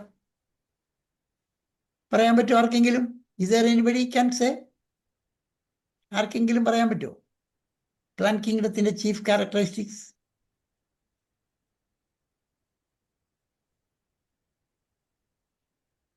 പറയൂ, അറിയുന്നവർ പറയൂ. അറിയില്ല ഒരാള് ഞാൻ റൈസ് ചെയ്യാൻ പറയൂ. അറിയുന്നവരുണ്ടാവും, തീർച്ചയായിട്ടും ഉണ്ടാവും. ഇതിൽ ഉണ്ടാവണം. ഡോക്ടർ ഷീല പറയുന്നു സെൻസിറ്റീവ്. പറയുന്നുണ്ടോ? സെൻസിറ്റിവിറ്റി. സെൻസിറ്റിവിറ്റി. Yes, sensitivity. എന്താ പറയ് Surya. Reena. Reactivity. Yes, reactivity. Then 2 more. Sentimentality. And emotionality.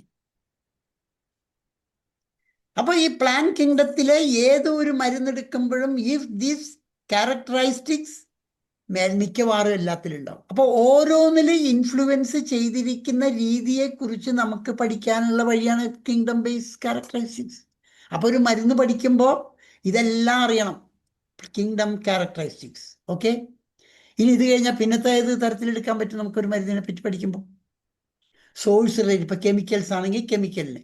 അപ്പം ഏത് മിനറൽ കിങ്ഡം ആയാലും എല്ലാത്തിനും ഈ ഇങ്ങനൊരു കിങ്ഡം ഉണ്ട് കേട്ടോ, എല്ലാവരും ഒന്ന് വായിച്ചു നോക്കിക്കോളൂ. കിങ്ഡം ക്യാരക്ടറിസ്റ്റിക്സ് റിലേറ്റഡ് ആയിട്ടുള്ള ക്യാരക്ടറിസ്റ്റിക് സിംറ്റംസ് ഉണ്ട്. അപ്പോൾ നമ്മൾ എല്ലാവരും തറവായിരിക്കണം ക്യാരക്ടറിസ്റ്റിക് സിംറ്റംസ് ഓഫ് പ്ലാൻ. അപ്പോൾ ഏതൊരു മരുന്ന് കിട്ടിയാലും അതിൻ്റെ സോഴ്സ് റിലേറ്റഡ് കിങ്ഡം ഏതാണ്, ആ കിങ്ഡത്തിൻ്റെ ക്യാരക്ടറിസ്റ്റിക്. അപ്പോൾ പത്തോഫിസിയോളജി അറിയാൻ ബോറിക്ക് പറയാൻ പറഞ്ഞു, ഇത് ഇങ്ങനെയും പറഞ്ഞു.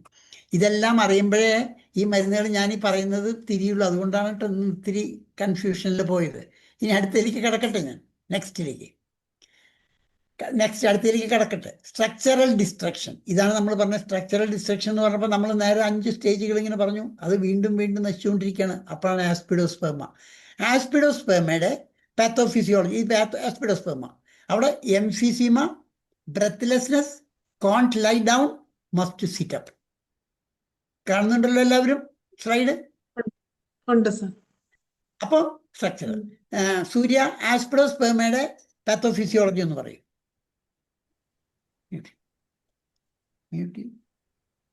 കേൾക്കുന്നില്ലേ? കേൾക്കാം.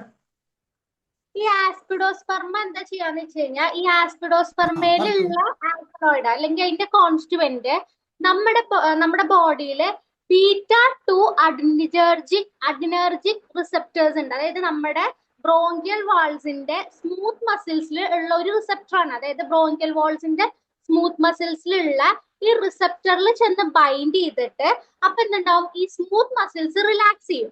അപ്പൊ നമുക്കറിയാം ഈ ആസ്മ, COPD കണ്ടീഷനിലൊക്കെ നമ്മുടെ ബ്രോങ്കിയൽ ട്യൂബ്സ് എങ്ങനെയായിരിക്കും, ഭയങ്കര നാരോ ആയിരിക്കും. അപ്പൊ ഇത് ചെന്ന് ഈ റിസപ്റ്ററിൽ ബൈൻഡ് ചെയ്യുമ്പോൾ ഇത് റിലാക്സ് ചെയ്യും. അപ്പൊ റിലാക്സ് ചെയ്യുമ്പോൾ എന്താണ്ടാവുക, ആ റിലാക്സ് ചെയ്യുമ്പോൾ നമ്മുടെ എയർവേ കുറച്ചും കൂടി ഓപ്പൺ ആവും. അപ്പൊ നമുക്ക് കുറച്ചും കൂടി ശ്വസിക്കാം, ഓക്സിജന് സുഖമായിട്ട് എൻട്രി ചെയ്യാൻ പറ്റും, അതുപോലെ ശ്വസിക്കാനും പറ്റും. അതുപോലെ തന്നെ ഇവര് നമ്മുടെ മസിൽസ്, അവിടെയുള്ള മസിൽസിനെ കോൺട്രാക്ഷൻ കുറയ്ക്കും. അതായത് കാൽഷ്യം ഇൻഫ്ലക്സ് തടഞ്ഞിട്ട് കോൺട്രാക്ഷൻ കുറയ്ക്കുമ്പോഴും അവിടെ ഒരു ടൈറ്റനിങ് സംഭവിക്കുന്നില്ല. അതായത് എയർവേ ടൈറ്റനിങ് അവിടെ നടക്കുന്നില്ല. അതാണ് ഈ ആസ്പിഡോസ്പെർമയിൽ വരുന്നത്. പക്ഷെ അതിലൊരു പ്രത്യേകത എന്താന്ന് വെച്ച് കഴിഞ്ഞാൽ, ഈ ആൾക്കാരുടെ ഹാർട്ട് വീക്ക് ആയിരിക്കും. അതായത് ആസ്പിഡോസ്പെർമ കൊടുക്കുമ്പോൾ ഹാർട്ട് കുറച്ച് വീക്ക് ആയിരിക്കും ഈ ആൾക്കാരുടെ. അപ്പോൾ അങ്ങനെയുള്ള ആൾക്കാർക്ക് അതുപോലെ ഈ ആസ്പിഡോസ്പെർമ അതിന്റെ ആൽക്കലോയിഡ് അല്ലെങ്കിൽ അതിന്റെ കോൺസ്റ്റുവന്റ് വന്നിട്ട് നമ്മുടെ അഡ്രിനർജിക് റിസപ്റ്ററിൽ പോയിട്ട് ബൈൻഡ് ചെയ്തിട്ട് നമ്മുടെ സ്മൂത്ത് മസിൽസ്, അതായത് ബ്രോങ്കിയൽ വാൾസിലെ സ്മൂത്ത് മസിൽസിലെ റിലാക്സ് ചെയ്യും. അതുപോലെ തന്നെ നമ്മുടെ അവിടെയുള്ള മസിൽസിന്റെ കോൺട്രാക്ഷൻ കുറച്ച്, കാൽഷ്യം റിഫ്ലെക്സ് അതായത് ഇൻഫ്ലെക്സ് കുറച്ച്, കോൺട്രാക്ഷൻ കുറച്ച്, അതായത് എയർ വേ റിലാക്സ് ആക്കുക. അപ്പൊ കൂടുതലായിട്ട് നമുക്ക് ഓക്സിജൻ കയറി ശ്വസിക്കാൻ പറ്റും. നമുക്കറിയാലോ, അത് സ്റ്റിമുലേറ്റ്സ് റെസ്പിറേറ്ററി സെന്റേഴ്സ് ആണ്. അപ്പൊ അതാണ് ആസ്പിഡോസ്പെർമയിൽ നടക്കുന്നത്. എങ്ങനെയാ ഓക്സിജൻ ഉണ്ടാക്കണം? നമുക്ക് ഓക്സിജൻ ആസ്പിഡോസ്പെർമ കൊടുക്കണതല്ല, നമുക്ക് എയർ കുറച്ച് വലിക്കാനുള്ള സൗകര്യം ഉണ്ടാക്കണം. നമ്മുടെ ബോഡിയുടെ അകത്ത് ഈ പറഞ്ഞ ചേഞ്ചസ് വരുത്തി കഴിയുമ്പോൾ ബ്രോങ്കിയോൾസിലോ മറ്റിടത്തോ കണ്ടീഷൻ വരുമ്പോൾ എത്രത്തോളം ക്വാണ്ടിറ്റി ഓഫ് എയർ ഇൻഹേൽ ചെയ്തുവോ അതിനെ കുറച്ചും കൂടി കൂടുതൽ വലിക്കാനുള്ള സാധ്യതകൾ ഉണ്ടാക്കുന്നു. ക്ലിയർ ആണല്ലോ? ക്ലിയർ ആണോ? അതുപോലെ നമ്മൾ ഒരു ലങ്സിന്റെ ഡിസീസ് എടുക്കുമ്പോൾ നമ്മൾ ഇത്രയും ലക്ഷക്കണക്കിന് ആൽവിയോളയുള്ള ലങ്സിലെ എത്രത്തോളം അകത്ത് സ്ഥലം ഉണ്ടെന്നുള്ളതാണ്. ഒരേ പ്രാവശ്യം കഫം കെട്ടി അടഞ്ഞ് ഇങ്ങനെ കയറിക്കൊണ്ടിരിക്കുകയാണ് ഒരു ഭാഗത്ത്. അതുകൂടാതെ നമ്മുടെ പോസ്ചർ ആയിട്ടുള്ള ഡിഫറൻസസ് കൊണ്ട് അതിൻ്റെ പൊസിഷൻ വേരി ചെയ്യും. ഇതെല്ലാം നമ്മുടെ ശ്വാസകോശത്തെ എഫക്ട് ചെയ്യും. എല്ലാവരും പറയും ലങ് ഡിസീസ് പെട്ടെന്ന് ക്ലിയർ ആവില്ല, അല്ലെങ്കിൽ ലിവർ ഡിസീസ്. എന്താ അതിൻ്റെ കാരണം? അവിടെ ഇഷ്ടംപോലെ സ്പേസ് അവിടെ കിടക്കുകയാണ്. കുറച്ചുണ്ടെങ്കിലും മാനേജ് ചെയ്യാൻ പറ്റും. പക്ഷെ ഒരു കാര്യം മനസ്സിലാക്കുക, ലങ്ങിൻ്റെ കപ്പാസിറ്റി കുറഞ്ഞാൽ അത്രത്തോളം റെസ്പിറേറ്ററി കപ്പാസിറ്റിയാണ് നമ്മൾ കുറയുന്നത്. അപ്പം റെസ്പിറേറ്ററി കപ്പാസിറ്റി കൂട്ടാൻ വേണ്ടിയിട്ട് ആസ്പിഡോസ്പെർമ ഉപയോഗിക്കാം. ഏതായാലും ഒരു 3-4 പത്തോഫിസിയോളജിക്കൽ ഡ്രഗ് ഞാനൊന്ന് വെറുതെ ഒന്ന് പറഞ്ഞു തരുന്നുണ്ട്, ഒന്ന് കേട്ടോളൂ. അത് കഴിഞ്ഞിട്ട് ഇത് ഓടിച്ച് നിങ്ങൾ ഈ സ്ലൈഡ് കിട്ടുമല്ലോ. അപ്പൊ എന്തായാലും സൂര്യ മോളെ, ആ ഗ്രന്ഥേലിയം, ആ 2-3 വരുന്ന ഏതൊക്കെയാണ്? ഗ്രന്ഥേലിയ, സെനേഗ, ഗ്രന്ഥേലിയം, സെനേഗയും, ബ്ലാറ്റിയം, ജസ്റ്റീസിയം, പോത്തോസ്. ഒന്ന് വെറുതെ ഒന്ന് ഓടിച്ചിട്ട് ഇത് ഒറ്റ കാര്യം മനസ്സിലാക്കുക. ഒരു മിനിറ്റ് മോളെ, ഒരു മിനിറ്റ്. എല്ലാവരും മനസ്സിലാക്കുക, ലങ്സിന്റെ ഓരോ ഭാഗത്ത്, അതായത് മസ്കുലർ കോട്ടിൽ എഫക്ട് ചെയ്യുന്നത്, മ്യൂക്കസ് കോട്ടിൽ എഫക്ട് ചെയ്യുന്നത്, അതിൻ്റെ സീറസ് കോട്ടിൽ. അതുകൂടാതെ അതിൻ്റെ ഓരോ മൂവ്മെന്റ്, ഓരോ ലൊക്കേഷൻ. അതുകൊണ്ട് ഇതെല്ലാം ഒന്ന് ശ്രദ്ധിച്ചു വെച്ചോളൂ, എല്ലാവരും നോട്ട് ചെയ്ത് വെച്ചോളൂ. മറ്റേ ആൾക്ക് ഇതിൻ്റെ പേര് വേണ്ടിയില്ലെങ്കിലും എവിടേക്ക് എഫക്ട് ചെയ്യുന്നു വായിച്ചോളൂ. പിന്നെ നിങ്ങൾ ഞാൻ ഈ പറഞ്ഞ പോലെ you go through like that. Okay, continue മോളെ. അതായത് ഞാൻ പറഞ്ഞു ആസ്പിഡോസ്പെർമ നമ്മുടെ ബ്രോങ്കിയൽ വാൾസിലെ സ്മൂത്ത് മസിൽസിനെ റിലാക്സ് ചെയ്യണേന്ന് പറഞ്ഞു. അപ്പൊ നമ്മുടെ എയർവേ കുറച്ചുകൂടി വൈഡനായി നമുക്ക് ശ്വസിക്കാൻ പറ്റും, ഓക്സിജൻ കയറി നമുക്ക് സുഖമായിട്ട് ശ്വസിക്കാൻ പറ്റും. എന്നാ സെനേഗയിൽ എന്താ ഉണ്ടാവണേന്ന് വെച്ച് കഴിഞ്ഞാൽ, സെനേഗ നമ്മുടെ വാഗസ് നെർവിന്റെ കൂട്ടുപിടിക്കുക ചെയ്യണേ. അതായത് സെനേഗ നമ്മുടെ വാഗൽ റിഫ്ലെക്സ് കൂട്ടും. നമ്മുടെ ബോഡിയിൽ വാഗൽ റിഫ്ലെക്സ് കൂട്ടാന്ന് പറഞ്ഞു കഴിഞ്ഞാൽ നമുക്കറിയാം, നമ്മൾ ചുമക്കണത്, സ്നീസ് ചെയ്യണത് ഒക്കെ വാഗൽ റിഫ്ലെക്സ് മൂലമാണ്. അപ്പോ സെനേഗ എന്താ ചെയ്യാന്ന് വെച്ച് കഴിഞ്ഞാൽ, സെനേഗയിലുള്ള ആൽക്കലോയിഡ് ഈ വാഗൽ റിഫ്ലെക്സ് കൂട്ടിയിട്ട് അപ്പൊ എന്തുണ്ടാവും, ഇവിടെ സ്മൂത്ത് മസിൽസിനെ ടൈറ്റൻ ചെയ്യണേ, മറ്റോടത്ത് റിലാക്സ് ചെയ്യുമ്പോൾ ഇവര് കൺസ്ട്രിക്ട് ചെയ്യണേ. അപ്പൊ എയർവേസ് നാരോ വരുമ്പോ അവിടെ കഫ് റിഫ്ലെക്സ് വന്ന് അതുപോലെ തന്നെ എക്സ്പെക്ട്രേഷൻ കൂട്ടും, മ്യൂക്കസ് ഡിസ്ചാർജ് കൂട്ടും. വാഗലിന്റെ നമുക്കറിയാം, വാഗസ് നെർവിന്റെ പാരാസിമ്പത്തറ്റിക് സിസ്റ്റത്തിന്റെ ഫംഗ്ഷൻസ് എടുത്തു കഴിഞ്ഞാൽ നമുക്കറിയാം, അത് എക്സ്പെക്ട്രേഷൻ അല്ലെങ്കിൽ നമ്മുടെ ഡിസ്ചാർജ് കൂട്ടും. അതുപോലെ കഫ് റിഫ്ലെക്സ്, സ്നീസ് റിഫ്ലെക്സ് ഒക്കെ ഉണ്ടാക്കുന്ന ഈ വാഗസ് നെർവാണ്. അപ്പൊ ഈ സെനേഗയുടെ, അതായത് നമ്മൾ സെനേഗ റെമഡി വായിച്ചു നോക്കിയാൽ തന്നെ നമുക്കറിയാം, അവിടെ വാഗൽ റിഫ്ലെക്സ്, അതായത് വാഗസ് നെർവിന്റെ ഒരു അഫെക്ഷൻ നമുക്ക് ആ സിംറ്റംസിലൊക്കെ കാണാൻ പറ്റും. ഹോൾസ്നെസ് ഇൻ ദ ത്രോട്ട്, അതൊക്കെ നമുക്ക് വായിക്കുമ്പോൾ മനസ്സിലാക്കാൻ പറ്റും. ബോറിക്ക് വായിക്കുമ്പോൾ മനസ്സിലാക്കാൻ പറ്റും. അപ്പൊ എന്തുണ്ടാവും, ഇവിടെ സെനേഗ നേരെ ഓപ്പോസിറ്റ്, മറ്റോടത്ത് റിലാക്സ് ചെയ്യുമ്പോൾ ഇവിടെ ടൈറ്റൻ ആക്കും. അപ്പൊ ഈ എയർവേ ടൈറ്റൻ ആവുമ്പോ അവിടെ എന്തുണ്ടാവും, ചുരുങ്ങുമ്പോ നമ്മുടെ എന്താ അവിടെ തുമ്മല്, അതുപോലെ കഫൊക്കെ വരും. അത് എക്സ്പെക്ട്രേഷൻ കൂടുതലായിരിക്കും ഈ സെനേഗയില്. അപ്പോ അത് എന്തുണ്ടാവും, നമ്മുടെ ഡസ്റ്റ് പാർട്ടിക്കിൾസോ അല്ലെങ്കിൽ എന്തെങ്കിലും ഉണ്ടത് എക്സ്പെക്ട്രന്റ് ആയിട്ട് കളയും. അതുപോലെ തന്നെ നമ്മുടെ സീലിയ, നമുക്കറിയാം സീലിയ ഒരു ഇമ്പോർട്ടന്റ് കാര്യമാണ് ഡസ്റ്റ് പാർട്ടിക്കിൾസിനെയും നമ്മുടെ മൈക്രോ ഓർഗാനിസത്തിനെയൊക്കെ കളയാൻ വേണ്ടിയിട്ട്. അതുപോലെ സീലിയയുടെ ഫങ്ഷൻസും ഇവിടെ കുറച്ച് കൂട്ടും. അപ്പൊ ഈ സെനേഗ യൂഷ്വലി നമ്മുടെ എയർവേസിനെ ടൈറ്റൻ ചെയ്ത് കഫ് റിഫ്ലെക്സിനെ സ്റ്റിമുലേറ്റ് ചെയ്ത് അതുപോലെ സീലിയറി ഫങ്ഷൻസ് കൂട്ടുകയും ചെയ്യും. അതാണ് ഇവിടെ സെനേഗയുടെ പത്തോഫിസിയോളജി ആയിട്ട് പറയുന്നത്. ഇനി നേരെ മറിച്ച് നമ്മുടെ ഗ്രൈൻഡീലിയയിലേക്ക് വന്നു കഴിഞ്ഞാൽ, ഗ്രൈൻഡീലിയ എന്താ ചെയ്യാന്ന് വെച്ച് കഴിഞ്ഞാൽ, ഗ്രൈൻഡീലിയ ഞാൻ നേരത്തെ പറഞ്ഞത് ഓർമ്മയുണ്ടോന്ന് അറിയില്ല, നമ്മുടെ എംഫസീമ എന്ന് പറഞ്ഞ കണ്ടീഷൻസിലൊക്കെ നമ്മുടെ അവിടെ ന്യൂട്രോഫിൽ ഇലാസ്റ്റേസ് എന്ന് പറഞ്ഞൊരു എൻസൈം ഉണ്ട് നമ്മുടെ ബോഡിയിൽ. അത് യൂഷ്വലി നമ്മുടെ ബോഡിയിൽ അതിന്റെ ഫങ്ഷൻ ഡിപ്രസ് ചെയ്ത് കിടക്കാണ്. അതായത് ന്യൂട്രോഫിൽസിന്റെ എലാസ്റ്റേസ് കൂടിക്കഴിഞ്ഞാൽ എന്താ സംഭവിക്കാന്നുണ്ടെങ്കിൽ, നമ്മുടെ ആൽവിയോലൈഡ് ലെയറിന്റെ എലാസ്റ്റിനെ അത് ഡീഗ്രേഡ് ചെയ്തിട്ട് അതിന്റെ സ്ട്രെച്ചബിലിറ്റി നഷ്ടപ്പെടും. അങ്ങനെയാണ് എംഫസീമ ഉണ്ടാവുന്നത്. അപ്പൊ ഈ ഒരു ഗ്രൈൻഡീലിയ എന്താ ചെയ്യാന്ന് വെച്ച് കഴിഞ്ഞാൽ, ഈ ന്യൂട്രോഫിൽ എലാസ്റ്റേസ് നമ്മുടെ ബോഡിയിൽ കുറയ്ക്കും. അപ്പൊ എന്തുണ്ടാവും, നമ്മുടെ ആൽവിയോലൈ വോൾസ് പ്രൊട്ടക്റ്റഡ് ആയിരിക്കും, കാരണം എലാസ്റ്റിൻ അവിടെ ഡീഗ്രേഡ് ചെയ്യുന്നില്ല. അപ്പൊ അതാണ് ഗ്രൈൻഡീലിയ ഇവിടെ ചെയ്യുന്നത്. ഗ്രൈൻഡീലിയ, അപ്പൊ ഞാൻ പറഞ്ഞു നമ്മുടെ ആൽവിയോലയിലെ ആ ലെയർ, അതായത് ലെയർ പ്രൊട്ടക്റ്റഡ് ആവും, കാരണം അവിടെ ന്യൂട്രോഫിൽ എലാസ്റ്റേസ് കുറയ്ക്കാണ് ഗ്രൈൻഡീലിയ ചെയ്യണത്. നേരെ മറിച്ച് സെനേഗയിൽ എന്തുണ്ടാവും, അവിടെ കഫ് റിഫ്ലെക്സും എക്സ്പെക്ട്രേഷൻ കൂട്ടിയിട്ട് സിക്രീഷൻ കൂട്ടിയിട്ട് അവിടെ എക്സ്പെക്ട്രന്റ് ആയിട്ട് വർക്ക് ചെയ്യുമ്പോൾ നമ്മുടെ ആസ്പിഡോസ്പെർമയിലെ സ്മൂത്ത് മസിൽസിനെ റിലാക്സ് ചെയ്തിട്ട് എയർവേ ഓപ്പൺ ആക്കി ഓക്സിജൻ കയറ്റാണ് ചെയ്യണത്.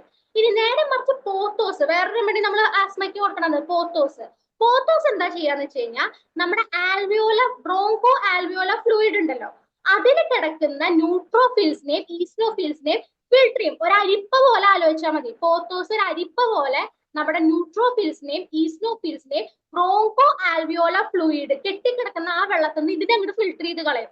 അപ്പൊ അവിടെ എന്തുണ്ടാവുക, അവിടെ അലർജി ഉണ്ടാവില്ല, റിയാക്ഷൻ ഉണ്ടാവില്ല, ഇൻഫ്ലമേഷൻ ഒന്നും ഉണ്ടാവില്ല. അങ്ങനെയാണ് നമ്മുടെ പോത്തോസ് ഹെൽപ്പ് ചെയ്യുന്നത്, നമ്മുടെ ബോഡിയിൽ ഹെൽപ്പ് ചെയ്യുന്നത്. അത് ജസ്റ്റ് ഒരു ഫിൽട്ടർ ആയിട്ട് ഈ ബ്രോങ്കോ ആൽവിയോല ഫ്ലൂയിഡിൽ നിന്ന് ന്യൂട്രോഫിൽസിനെയും ഈസ്നോഫിൽസിനെയും ഫിൽട്ടർ ചെയ്ത് കളയും. അപ്പൊ അവിടെ ഇൻഫ്ലമേഷൻ ഉണ്ടാവില്ല, അപ്പൊ നമുക്ക് എന്താ അസുഖം, അതായത് പ്രോഗ്രഷൻ ഓഫ് ദ ഡിസീസ് കുറയുകയും ചെയ്യും. അപ്പൊ അതാണ് ഈ ഒരു 4 റെമഡീസ് നമ്മൾ യൂഷ്വലി കൊടുക്കുന്ന റെമഡീസ് ആണ്, തുള്ളിമരുന്നുകളാണ്.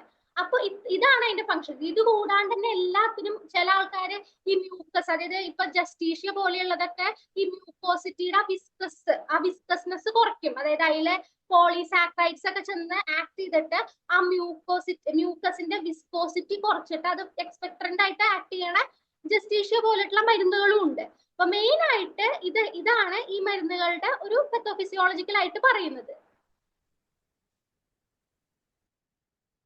അപ്പൊ ഇനി ലാസ്റ്റില് കൂടി പറയാം, ടെർമിനൽ സ്റ്റേജും കൂടി അതുകൂടി പറഞ്ഞ് സമയം കൂടി പോണ്ടോ? തയ്യാറായില്ലേ? ഇനി എത്ര മിനിറ്റ് ഉണ്ട്? അതുകൂടെ പറയാം. നമുക്ക് ഒരു 8 മിനിറ്റാ ഉള്ളത്. അപ്പൊ ഇതും കൂടി ഒന്ന് പറയാം. അതായത് ഇപ്പൊ അടുത്ത ടെർമിനൽ സ്റ്റേജ് ആണ് കാർബോവെയ്റ്റബിലിസ്. അപ്പൊ നമുക്കറിയാലോ, കാർബോവേജ് ലാസ്റ്റ് വരുന്നതിന്റെ കാരണമാണ് ഈ പറയുന്നത് കേട്ടോ. Air hunger, collapse tendency, coldness, desire for open air. എല്ലാവർക്കും അറിയുന്ന കാര്യമാണ് കാർബോവെയ്റ്റിന്റെ സിംറ്റം. അപ്പൊ ഇത്രയും നമ്മൾ മരുന്നുകൾ പഠിക്കുമ്പോൾ എല്ലാത്തിൽ നിന്നും ഒരു കാര്യം മനസ്സിലാക്കുക, ഏത് ക്രോണിക് ഡിസീസിനും അതിനൊരു പ്രോഗ്രസീവ് സ്റ്റേജസ് ഉണ്ട്. ആ പ്രോഗ്രസീവ് സ്റ്റേജസിലെല്ലാം നമ്മുടെ കയ്യിൽ ഹോമിയോ മെഡിസിൻസ് ഉണ്ട്. ഓരോ സ്റ്റേജിലും ഉപയോഗിക്കാൻ അറിഞ്ഞാൽ അതനുസരിച്ച് ഉപയോഗിക്കാൻ സാധിക്കും. ക്ലിയറായോ? ഇതാണ് എല്ലാവരും മനസ്സിലാക്കാൻ വേണ്ടി മാത്രം ഒരു ടെസ്റ്റ് ഡോസ് പോലെ തന്നതാണ്. കാരണം ഇത് പഠിക്കണമെങ്കിൽ നിങ്ങൾ ആദ്യം ചെയ്യേണ്ട ഒരു കാര്യം, ബോറിക്കിൻ്റെ ഇൻട്രൊഡക്ഷൻ വായിച്ച് പത്തോഫിസിയോളജിക്കൽ അപ്രോച്ചിലെ മരുന്നുകളെ മനസ്സിലാക്കുക. അതേസമയത്ത് കിങ്ഡം ക്യാരക്ടറിസ്റ്റിക് അതിൻ്റെ ക്യാരക്ടറിസ്റ്റിക്സ് വെച്ചുകൊണ്ട് ആ റെമഡിയുടെ ഒരു കോൺസ്റ്റിറ്റ്യൂഷണൽ അണ്ടർസ്റ്റാൻഡിങ് നടത്തുക. ഇത് രണ്ടും കഴിഞ്ഞ് കഴിയുമ്പോൾ സാധാരണഗതിയിൽ ഏത് രോഗത്തിൻ്റെയും ഒരു പത്തോളജി മനസ്സിലാക്കി കഴിഞ്ഞാൽ, ആ പത്തോളജി മനസ്സിലാക്കുമ്പോൾ നമ്മൾ അതിൽ സ്റ്റേജും കൂടി ഒന്ന് മനസ്സിലാക്കി കഴിഞ്ഞ് മയസത്തിനെ ഒന്ന് കമ്പൈൻ ചെയ്താൽ കിട്ടാവുന്ന കാര്യമുള്ളൂ ഇത്. പക്ഷെ ഇതിനെന്താ ഗുണം? എളുപ്പത്തിൽ നമുക്ക് മെഡിസിൻ കണ്ടെത്താൻ സാധിക്കും. ഇനി നിങ്ങളിപ്പോൾ ഞാൻ ചോദിച്ചു, ഇനി എല്ലാവർക്കും ചോദിക്കാനുണ്ടെങ്കിൽ കുറച്ച് ചോദിച്ചോട്ടെ. കാരണം ഇതിപ്പോൾ ഒരു മരുന്ന് മാത്രമാണ്. അപ്പം എത്ര മരുന്ന് അവിടെ ഇതിനുള്ളത്? പാലിസപ്പ് കഴിഞ്ഞാൽ ഇനി എന്തോരം പറയാൻ പറ്റും? ഇഷ്ടംപോലെ പറയാൻ പറ്റും. പൾസാറ്റില, കാലിക്കാർബ്, ഇങ്ങനെ റിലേഷൻ ഓരോന്നും എന്തുകൊണ്ടാന്ന് പറയാൻ പറ്റും. അപ്പം നിങ്ങളുടെ മുമ്പിൽ ഒരു കാലിക്കാർബ് പേഷ്യൻ്റ് വന്ന് കാലിക്കാർബ് വന്നു എങ്കിൽ വൈ ഇറ്റ് ഹാപ്പൻസോ, അത് കഴിഞ്ഞ് ഒരു ക്രിയാസോട്ട് വന്നെങ്കിൽ വൈ ഇറ്റ് ഹാപ്പൻസോ, ഇതിൻ്റെ കാരണത്തെ മനസ്സിലാക്കാൻ ഒന്ന് ശ്രമിക്കുക. എല്ലാവർക്കും ഇത് പെട്ടെന്ന് മനസ്സിലായിട്ടുണ്ടാവും എന്ന് തോന്നുന്നില്ല, എങ്കിലും വിഷമിക്കേണ്ട. ഈ 2 കാര്യങ്ങളൊന്ന് വായിച്ചിട്ട് നെക്സ്റ്റ് ക്ലാസ്സിൽ കയറുമ്പോൾ കുറച്ചും കൂടി കിട്ടും കേട്ടോ. അടുത്ത സെക്ഷനിൽ ഒരു പ്രാവശ്യം കൂടി അടുത്ത മരുന്നും കൂടി പറയാമെന്ന് വിചാരിക്കണം. എല്ലാവർക്കും ഇത് കുറച്ച് കണ്ടിന്യൂ ചെയ്യണോ വേണ്ടേ? വേണമെങ്കിൽ 1-2 ക്ലാസ് തരുകയോ ചെയ്യാം കേട്ടോ. അപ്പോൾ നിങ്ങൾക്ക് സംശയമുള്ളവർക്കൊക്കെ ചോദിക്കാം. എന്തായാലും സാറ് നല്ലൊരു ക്ലാസ്സാണ്. നമുക്ക് സാർ പറഞ്ഞ പോലെ മനസ്സിലാക്കി എടുക്കാൻ ഒരിച്ചിരി ബുദ്ധിമുട്ടുണ്ടെങ്കിലും സാറ് നല്ല വിശദമായിട്ട് തന്നെ പറഞ്ഞു തരുന്നതുകൊണ്ട് അത് മനസ്സിലാകുന്നുണ്ട്. പക്ഷെ സാറത് ഇതുപോലെ പതുക്കെ തന്നെ എത്ര ക്ലാസ് എടുത്താലും മതിയാകത്തില്ല. സാർ അത് എല്ലാ ക്ലാസ്സും ഞങ്ങൾക്ക് എടുത്തു തരണം. എന്തായാലും ഇത്രയും നല്ലൊരു ക്ലാസ് സാർ തന്നു. ആർക്കെങ്കിലും എന്തെങ്കിലും സംശയം ഉണ്ടെങ്കിൽ ഒന്ന് ഹാൻഡ് റൈസ് ചെയ്യണം. നമുക്കൊരു 6 മിനിറ്റ് ഉണ്ട്. ആർക്കെങ്കിലും സംശയം ഉണ്ടെങ്കിൽ ചോദിക്കാം. സാർ പറഞ്ഞതിൽ എന്തെങ്കിലും മനസ്സിലാകാതെ ഉണ്ടെങ്കിൽ ചോദിക്കാം. നിങ്ങൾക്ക് സ്ലൈഡ് കാണാമല്ലോ, സ്ലൈഡ് നോക്കിയാൽ കുറച്ച് വായിക്കാൻ പറ്റും എല്ലാവർക്കും. ഇത് ഇനി വരുമ്പോഴും കിട്ടും. അപ്പം അതനുസരിച്ച് ഒന്ന് പ്രിപ്പയർ ചെയ്യാം. അതേപോലെ എല്ലാ മരുന്നിനെയും നമുക്ക് പ്രിപ്പയർ ചെയ്യാൻ പറ്റും. അത് ഞാൻ നിങ്ങൾ ഈ ആൻറ്റിഡോട്ടൊക്കെ പറയുന്നത് കൊണ്ട് പറഞ്ഞതാണ്. അപ്പം ഇനി വേഗം ചോദിച്ചോളൂ, ചോദിക്കാനുള്ളവർക്ക്.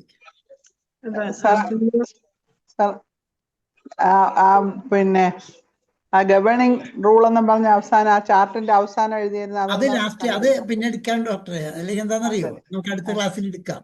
അല്ലെങ്കിൽ കഴിയില്ല. കാരണം നിങ്ങൾക്ക് പെട്ടെന്ന് ഫില്ലപ്പ് ചെയ്തിരിക്കും, പക്ഷെ എല്ലാവർക്കും ചിലപ്പോൾ അത് ഡൈജസ്റ്റ് ചെയ്യില്ല. അത് ഞാൻ പറയാം. ഗവേണിംഗ് റൂൾസ് പിന്നെ പറയാം, പോരെ? ഓക്കെ ഞാൻ അടുത്ത ക്ലാസ്സിൽ പറഞ്ഞു തരാം. നിങ്ങൾ ആദ്യം നിങ്ങൾ ഫസ്റ്റ് സ്റ്റെപ്പ് തന്നോ. ശരി സാർ, ക്ലാസ് നല്ലതായിരുന്നു. വളരെ ഭംഗിയായിട്ട് ആ എവല്യൂഷൻ, മെഡിസിന്റെ എവല്യൂഷൻ, രോഗത്തിന്റെ എവല്യൂഷൻ എല്ലാം പറഞ്ഞു തന്ന് വളരെ നന്നായിട്ട് മനസ്സിലായി. നന്നായിരുന്നു. സാറിന്റെ ക്ലാസ് ഇനിയും വേണം. Thank you sir. പരമാവധി ഞാൻ തരാം കേട്ടോ. പക്ഷെ ഇതിന് എന്താ പറയുക, കുറച്ച് പ്രയറായിട്ട് നിങ്ങളൊന്ന് ശ്രദ്ധിച്ചാൽ മതി. അതിന് ഈ രണ്ട് കാര്യം ശ്രദ്ധിക്കുക. ഏതൊരു ഡ്രഗ് എടുക്കുമ്പോഴും introduction boric, then characteristic kingdom, ഈ രണ്ടും ഒന്ന് തറവായി കഴിഞ്ഞിട്ട് ക്ലാസ്സിൽ കയറിയാൽ നിങ്ങൾക്ക് അത്യാവശ്യം എൻ്റെ ക്ലാസ്സുകൾ മനസ്സിലാവും. പിന്നെ വരുന്ന യൂണിവേഴ്സൽ ലോ റിലേറ്റഡ് ആണ്. അതിലേക്ക് ഞാനിപ്പോൾ കടക്കണില്ല കേട്ടോ. കാരണം നിങ്ങളത് ക്ലാസ് വരുമ്പോൾ നമുക്ക് നോക്കാം. നിങ്ങളുടെ ക്ലാസ് നിങ്ങളുടെ ആവശ്യാനുസരണമല്ല, നിങ്ങളുടെ ആ ഒരു ഇങ്ങോട്ട് കിട്ടുന്ന ഫീഡ്ബാക്ക് നോക്കിക്കൊണ്ട് ഞാൻ വേണ്ട പോലെ ചെയ്തു തരാൻ സാധിക്കും കേട്ടോ. എപ്പോഴായാലും ക്ലാസ്സുകളൊന്നും പേടിക്കേണ്ട കാര്യമില്ല. ഇനി അതുപോലെ യു ക്യാൻ ആസ്ക് ഏതെങ്കിലും നല്ല നല്ല ക്വസ്റ്റ്യൻ ചോദിക്കുക, അപ്പോഴല്ലേ എക്സ്പ്ലെയിൻ ചെയ്യാൻ പറ്റും. നന്ദി ഭാഗ്യലക്ഷ്മി ഡോക്ടറെ. ഇനി ആർക്കെങ്കിലും എന്തെങ്കിലും ചോദിക്കാനുണ്ടെങ്കിൽ സമയം കളയാതെ ധൈര്യമായിട്ടൊന്ന് ഹാൻഡ് റൈസ് ചെയ്യണേ. ആർക്ക് വേണേലും, ആരും മടിക്കണ്ട. എന്തെങ്കിലും ചോദിക്കണമെന്നുണ്ടെങ്കിൽ ഒന്ന് ഹാൻഡ് റൈസ് ചെയ്തേരെ. ഇതിലേതെങ്കിലും മനസ്സിലാകാതെ ഉണ്ടെങ്കിലോ ഡോക്ടർ കൂടുതൽ എന്തെങ്കിലും വിശദീകരിക്കണമെന്ന് ആഗ്രഹിക്കുന്നെങ്കിലോ ഒന്ന് ഹാൻഡ് റൈസ് ചെയ്യണേ.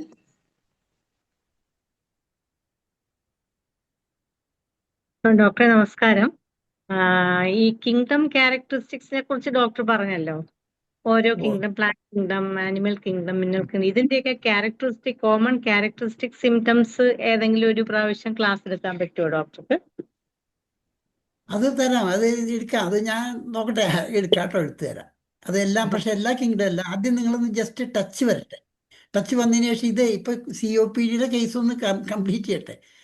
അത് കഴിഞ്ഞതിന് ശേഷം നമുക്ക്, ഞാൻ പറഞ്ഞില്ലേ COPD എടുക്കുന്നതിന് മുമ്പ് തന്നെ ഞാൻ എടുത്തു.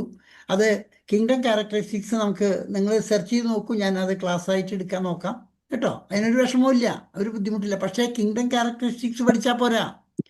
ഒരു ഡ്രഗില് വായിച്ചു നോക്കുമ്പോൾ എവിടെയാണ് ഈ സാധനം കാണിച്ചിരിക്കണമെന്ന് മനസ്സിലാക്കണം. ഫോർ എക്സാമ്പിൾ ഇപ്പോൾ അനാക്കാർഡിയസ് ഫാമിലിയാണെന്ന് വിചാരിക്കാം. അനാക്കാർഡിയസി അതിലാണെങ്കിൽ വരുന്നത് നമ്മൾ എന്ത് ചെയ്യണു, അതിൻ്റെ ഈ പറഞ്ഞ 4 എവിടേക്ക് ഉണ്ടാവുന്നത്? അവിടെ 4 വരുമ്പോൾ സ്കിന്നിലായിരിക്കും വരുന്നത്. നമ്മൾ അനാക്കാർഡിയസിന് സ്കിൻ ചിന്തിക്കുന്നുണ്ടോ?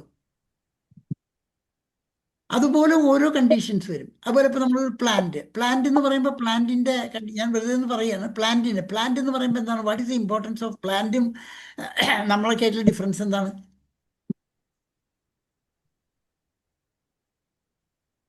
നമ്മളിപ്പോൾ ശരിക്കും നമ്മൾ വെർട്ടിക്കലായിട്ട് നിന്ന് പോകുന്നു. നിൽക്കണു എന്ന് വെച്ചാൽ അതിൻ്റെ അർത്ഥം എന്താണ്?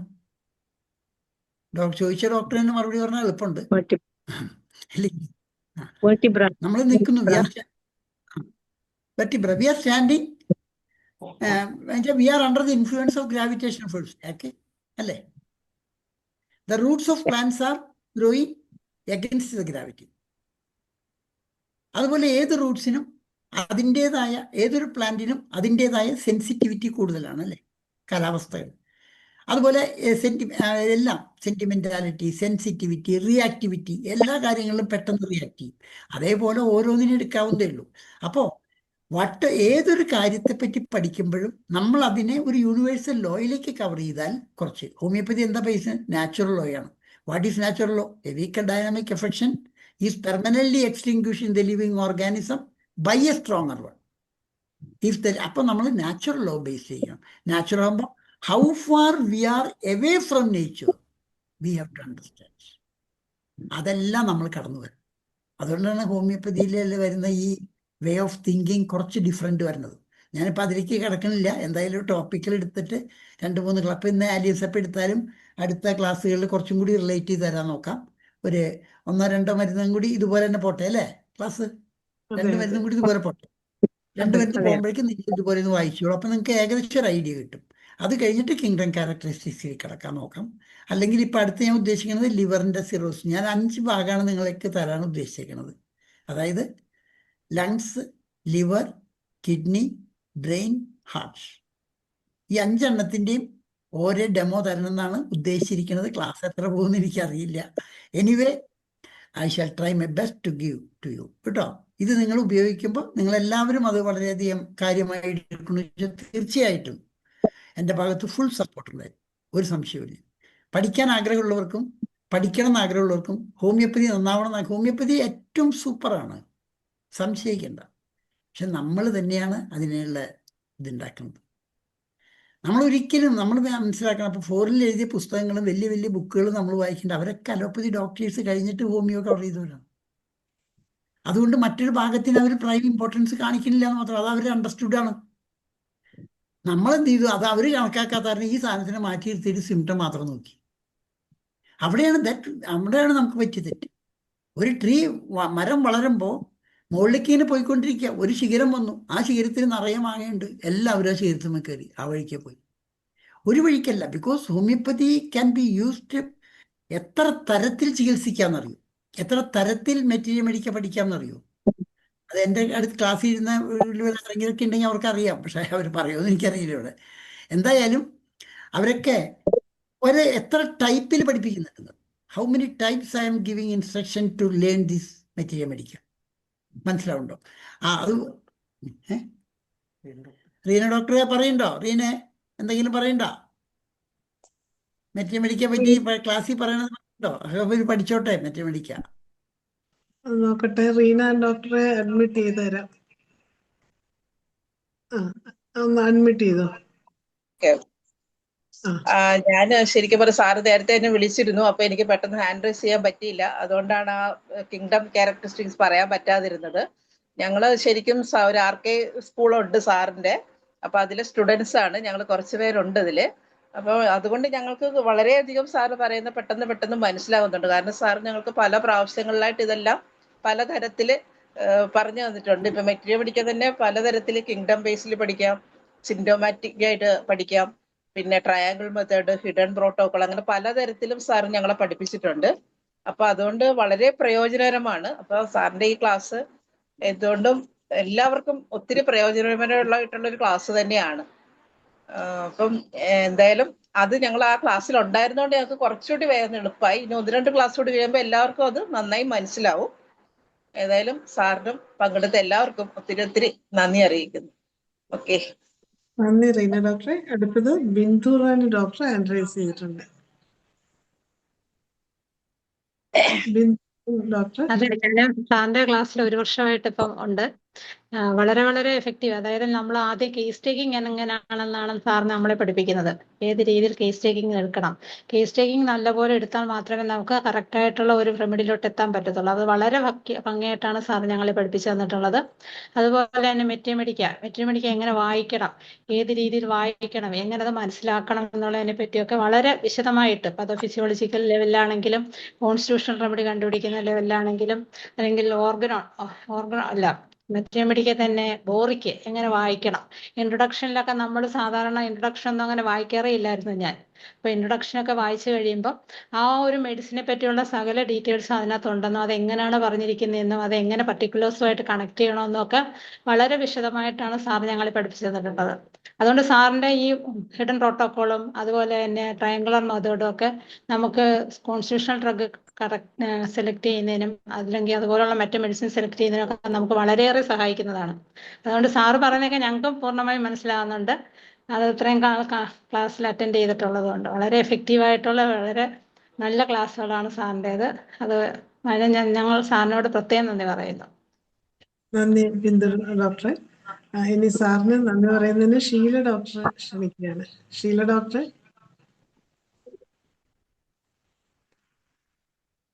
ഷീല ഡോക്ടർ. യെസ്.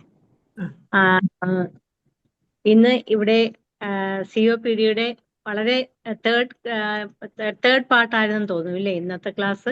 സാറ് ഈ കഴിഞ്ഞ 2 ക്ലാസ്സും വളരെ ഇൻഫർമേറ്റീവ് ആയിരുന്നു. കാരണം ശരിക്കും ഹോമിയോപ്പതിയിൽ നമുക്ക് എന്തെങ്കിലുമൊക്കെ ആകണമെങ്കിൽ ഈ ഒരു രീതിയിൽ നമ്മൾ മുന്നോട്ട് പോയാൽ മാത്രമേ നമുക്ക്, അതായത് നമുക്കൊരു കേസ് കിട്ടുമ്പം അത് ഏത് സ്റ്റേജ്, അതായത് ഫസ്റ്റ് സ്റ്റേജ് മുതൽ ലാസ്റ്റ് സ്റ്റേജ് വരെ നമുക്ക് കിട്ടുന്ന ആ സാറ് പറഞ്ഞ നമുക്ക് ഹിസ്റ്ററി ഓഫ് പ്രസന്റിങ് കംപ്ലൈന്റിനകത്ത് ആ പേഷ്യന്റ് ഏത് ലെവലിൽ നിൽക്കുന്നു എന്നറിയുമ്പോൾ നമുക്ക് അതിന്റെ മയാസ്മാറ്റിക് ബാക്ക്ഗ്രൗണ്ട് ഇതെല്ലാം അറിയാൻ പറ്റും. അതായത് വളരെ അടിസ്ഥാനപരമായി മാത്രം ഇങ്ങനെ നോക്കി ട്രീറ്റ് ചെയ്താൽ മാത്രമേ ഇന്നത്തെ ഈ കോമ്പറ്റേറ്റീവ് ആയിട്ടുള്ള സമയത്ത് നമുക്ക് എവിടെയെങ്കിലും എത്തിപ്പെടാൻ പറ്റത്തുള്ളൂ എന്നാണ് സാറിന്റെ ക്ലാസ്സിലൂടെ ഞാൻ മനസ്സിലാക്കുന്നത്.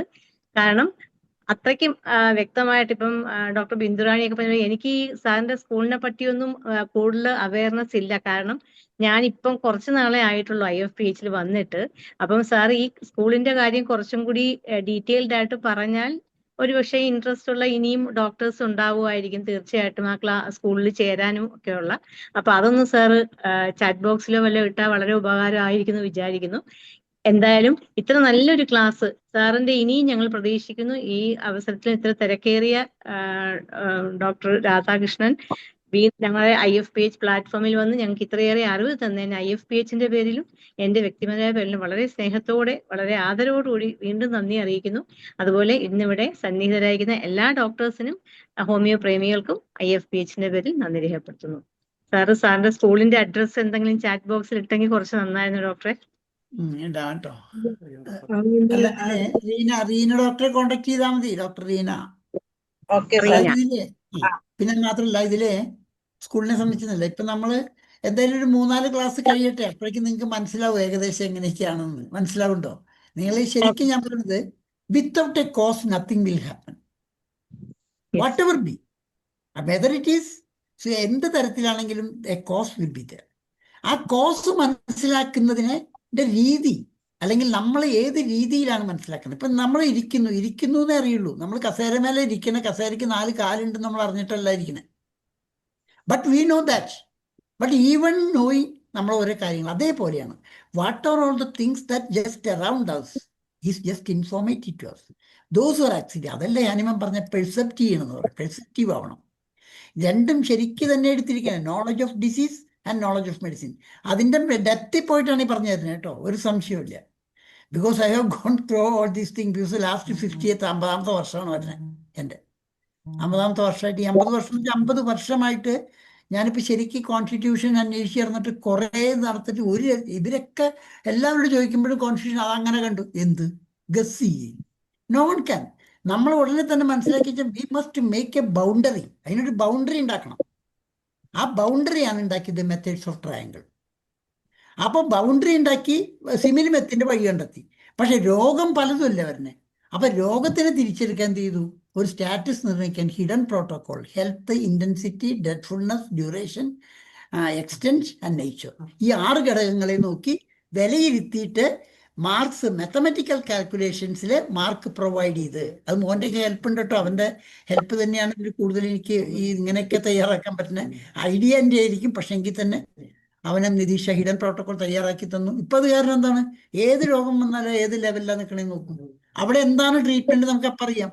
അപ്പം നമുക്കവിടെ പെത്തോളജി വേണോ, സിംറ്റം വേണോ? ഇവിടെ ഇപ്പം നമ്മളെല്ലാവരും ഒരു സിംറ്റം വെച്ചുകൊണ്ട് ട്രീറ്റ് ചെയ്യുന്നുണ്ട്. ഈ സിംറ്റം വയ്ക്കാൻ എല്ലാവർക്കും വെബല്. ഒരു കാര്യം മനസ്സിലാക്കുക, സിംറ്റം വെച്ച് മാത്രം ട്രീറ്റ് ചെയ്ത് മാറണമെങ്കിൽ ഇറ്റ് ഈസ് ലെവൽ 1. അത് കഴിഞ്ഞ് പെത്തോളജി, ചെറിയൊരു പെത്തോളജി ഉണ്ടെങ്കിൽ അത് ലെവൽ 2. ഞാനിപ്പോൾ പറയുന്ന ക്ലാസ് മുഴുവൻ ലെവൽ 4, 5, 6, 1, 2, 3 പറയാറില്ല. കാരണം ആർക്കും ചികിത്സിക്കാവുന്ന കേസാണ് 1, 2, 3. 4th ലെവലിലെ കേസ് നമ്മുടെ വീട്ടിൽ തന്നെയാണെങ്കിൽ നമ്മൾ അച്ഛനും അമ്മയും പറയും ആസ്പത്രിയിൽ പോടാന്ന് പറയും. നേരെ മറിച്ച് 4th ലെവലിൽ കിട്ടാത്തതിന്റെ കാരണം we are not searching for that. എല്ലാ ഡോക്ടേഴ്സിനും പ്രാക്ടീസ് ഉണ്ട്. അവർ വിചാരിക്കുന്ന എല്ലാ കേസും വരുന്നു മാറുന്നു. അപ്പം നമ്മൾ തന്നെ അലോപ്പതി ഹോസ്പിറ്റലിനെ ഡിപ്പെൻഡ് ചെയ്താൽ പോണേ. പക്ഷേ how we have to reach at the level 4, how to handle that case, how to handle the case 5th level and how to handle the 6th level. അപ്പോൾ 4th ലെവലിൽ വരണമെങ്കിൽ എന്തൊക്കെ വേണം?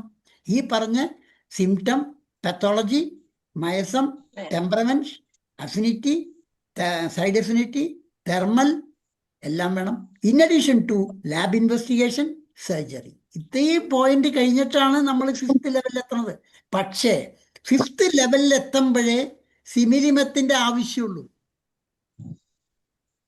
ഈ 4th ലെവൽ വരെ സിമിലിമം വേണ്ട. We are in search of simillimum till we are getting. That is the mistake. അപ്പോൾ 5th ലെവലിൽ നമ്മൾ എപ്പോൾ എത്തുന്നു എന്നുള്ളതാണ്. അതെത്താൻ കുറച്ചും കൂടി കഴിയട്ടെ. നിങ്ങൾക്ക് വേണ്ട എല്ലാ ഹെൽപ്പുകളും എന്നെ കൊണ്ടായി ചെയ്തു തരാം തീർച്ചയായിട്ടും കേട്ടോ.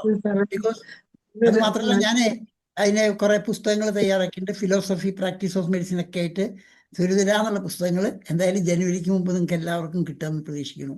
എല്ലാം principles, how I am treating the case എല്ലാം പറയുന്നുണ്ട് കേട്ടോ. നന്ദി സാറേ. നമ്മുടെ 2158 പ്രതിദിന സൂം വെബിനാർ ഇത്രയധികം വിജയകരമാക്കിയ രാധാകൃഷ്ണ സാറിനും അതുപോലെ തന്നെ സാറിനോട് കൂടെ വന്ന് ഞങ്ങൾക്ക് കൂടുതലായിട്ട് പദോഫിസിയോളജി പറഞ്ഞു തന്ന സൂര്യ രാജീവിനും ഒരിക്കൽ കൂടി നന്ദി അറിയിക്കുന്നു. ഇതിന്റെ ബാക്കി ക്ലാസ് അടുത്ത ബുധനാഴ്ച ഉണ്ടാകുമെന്ന് ഞങ്ങൾ പ്രതീക്ഷിക്കുന്നു. എന്തായാലും നമ്മുടെ ഈ വെബിനാർ ഇന്ന് അവസാനിക്കുകയാണ്. എല്ലാവർക്കും ശുഭരാത്രി.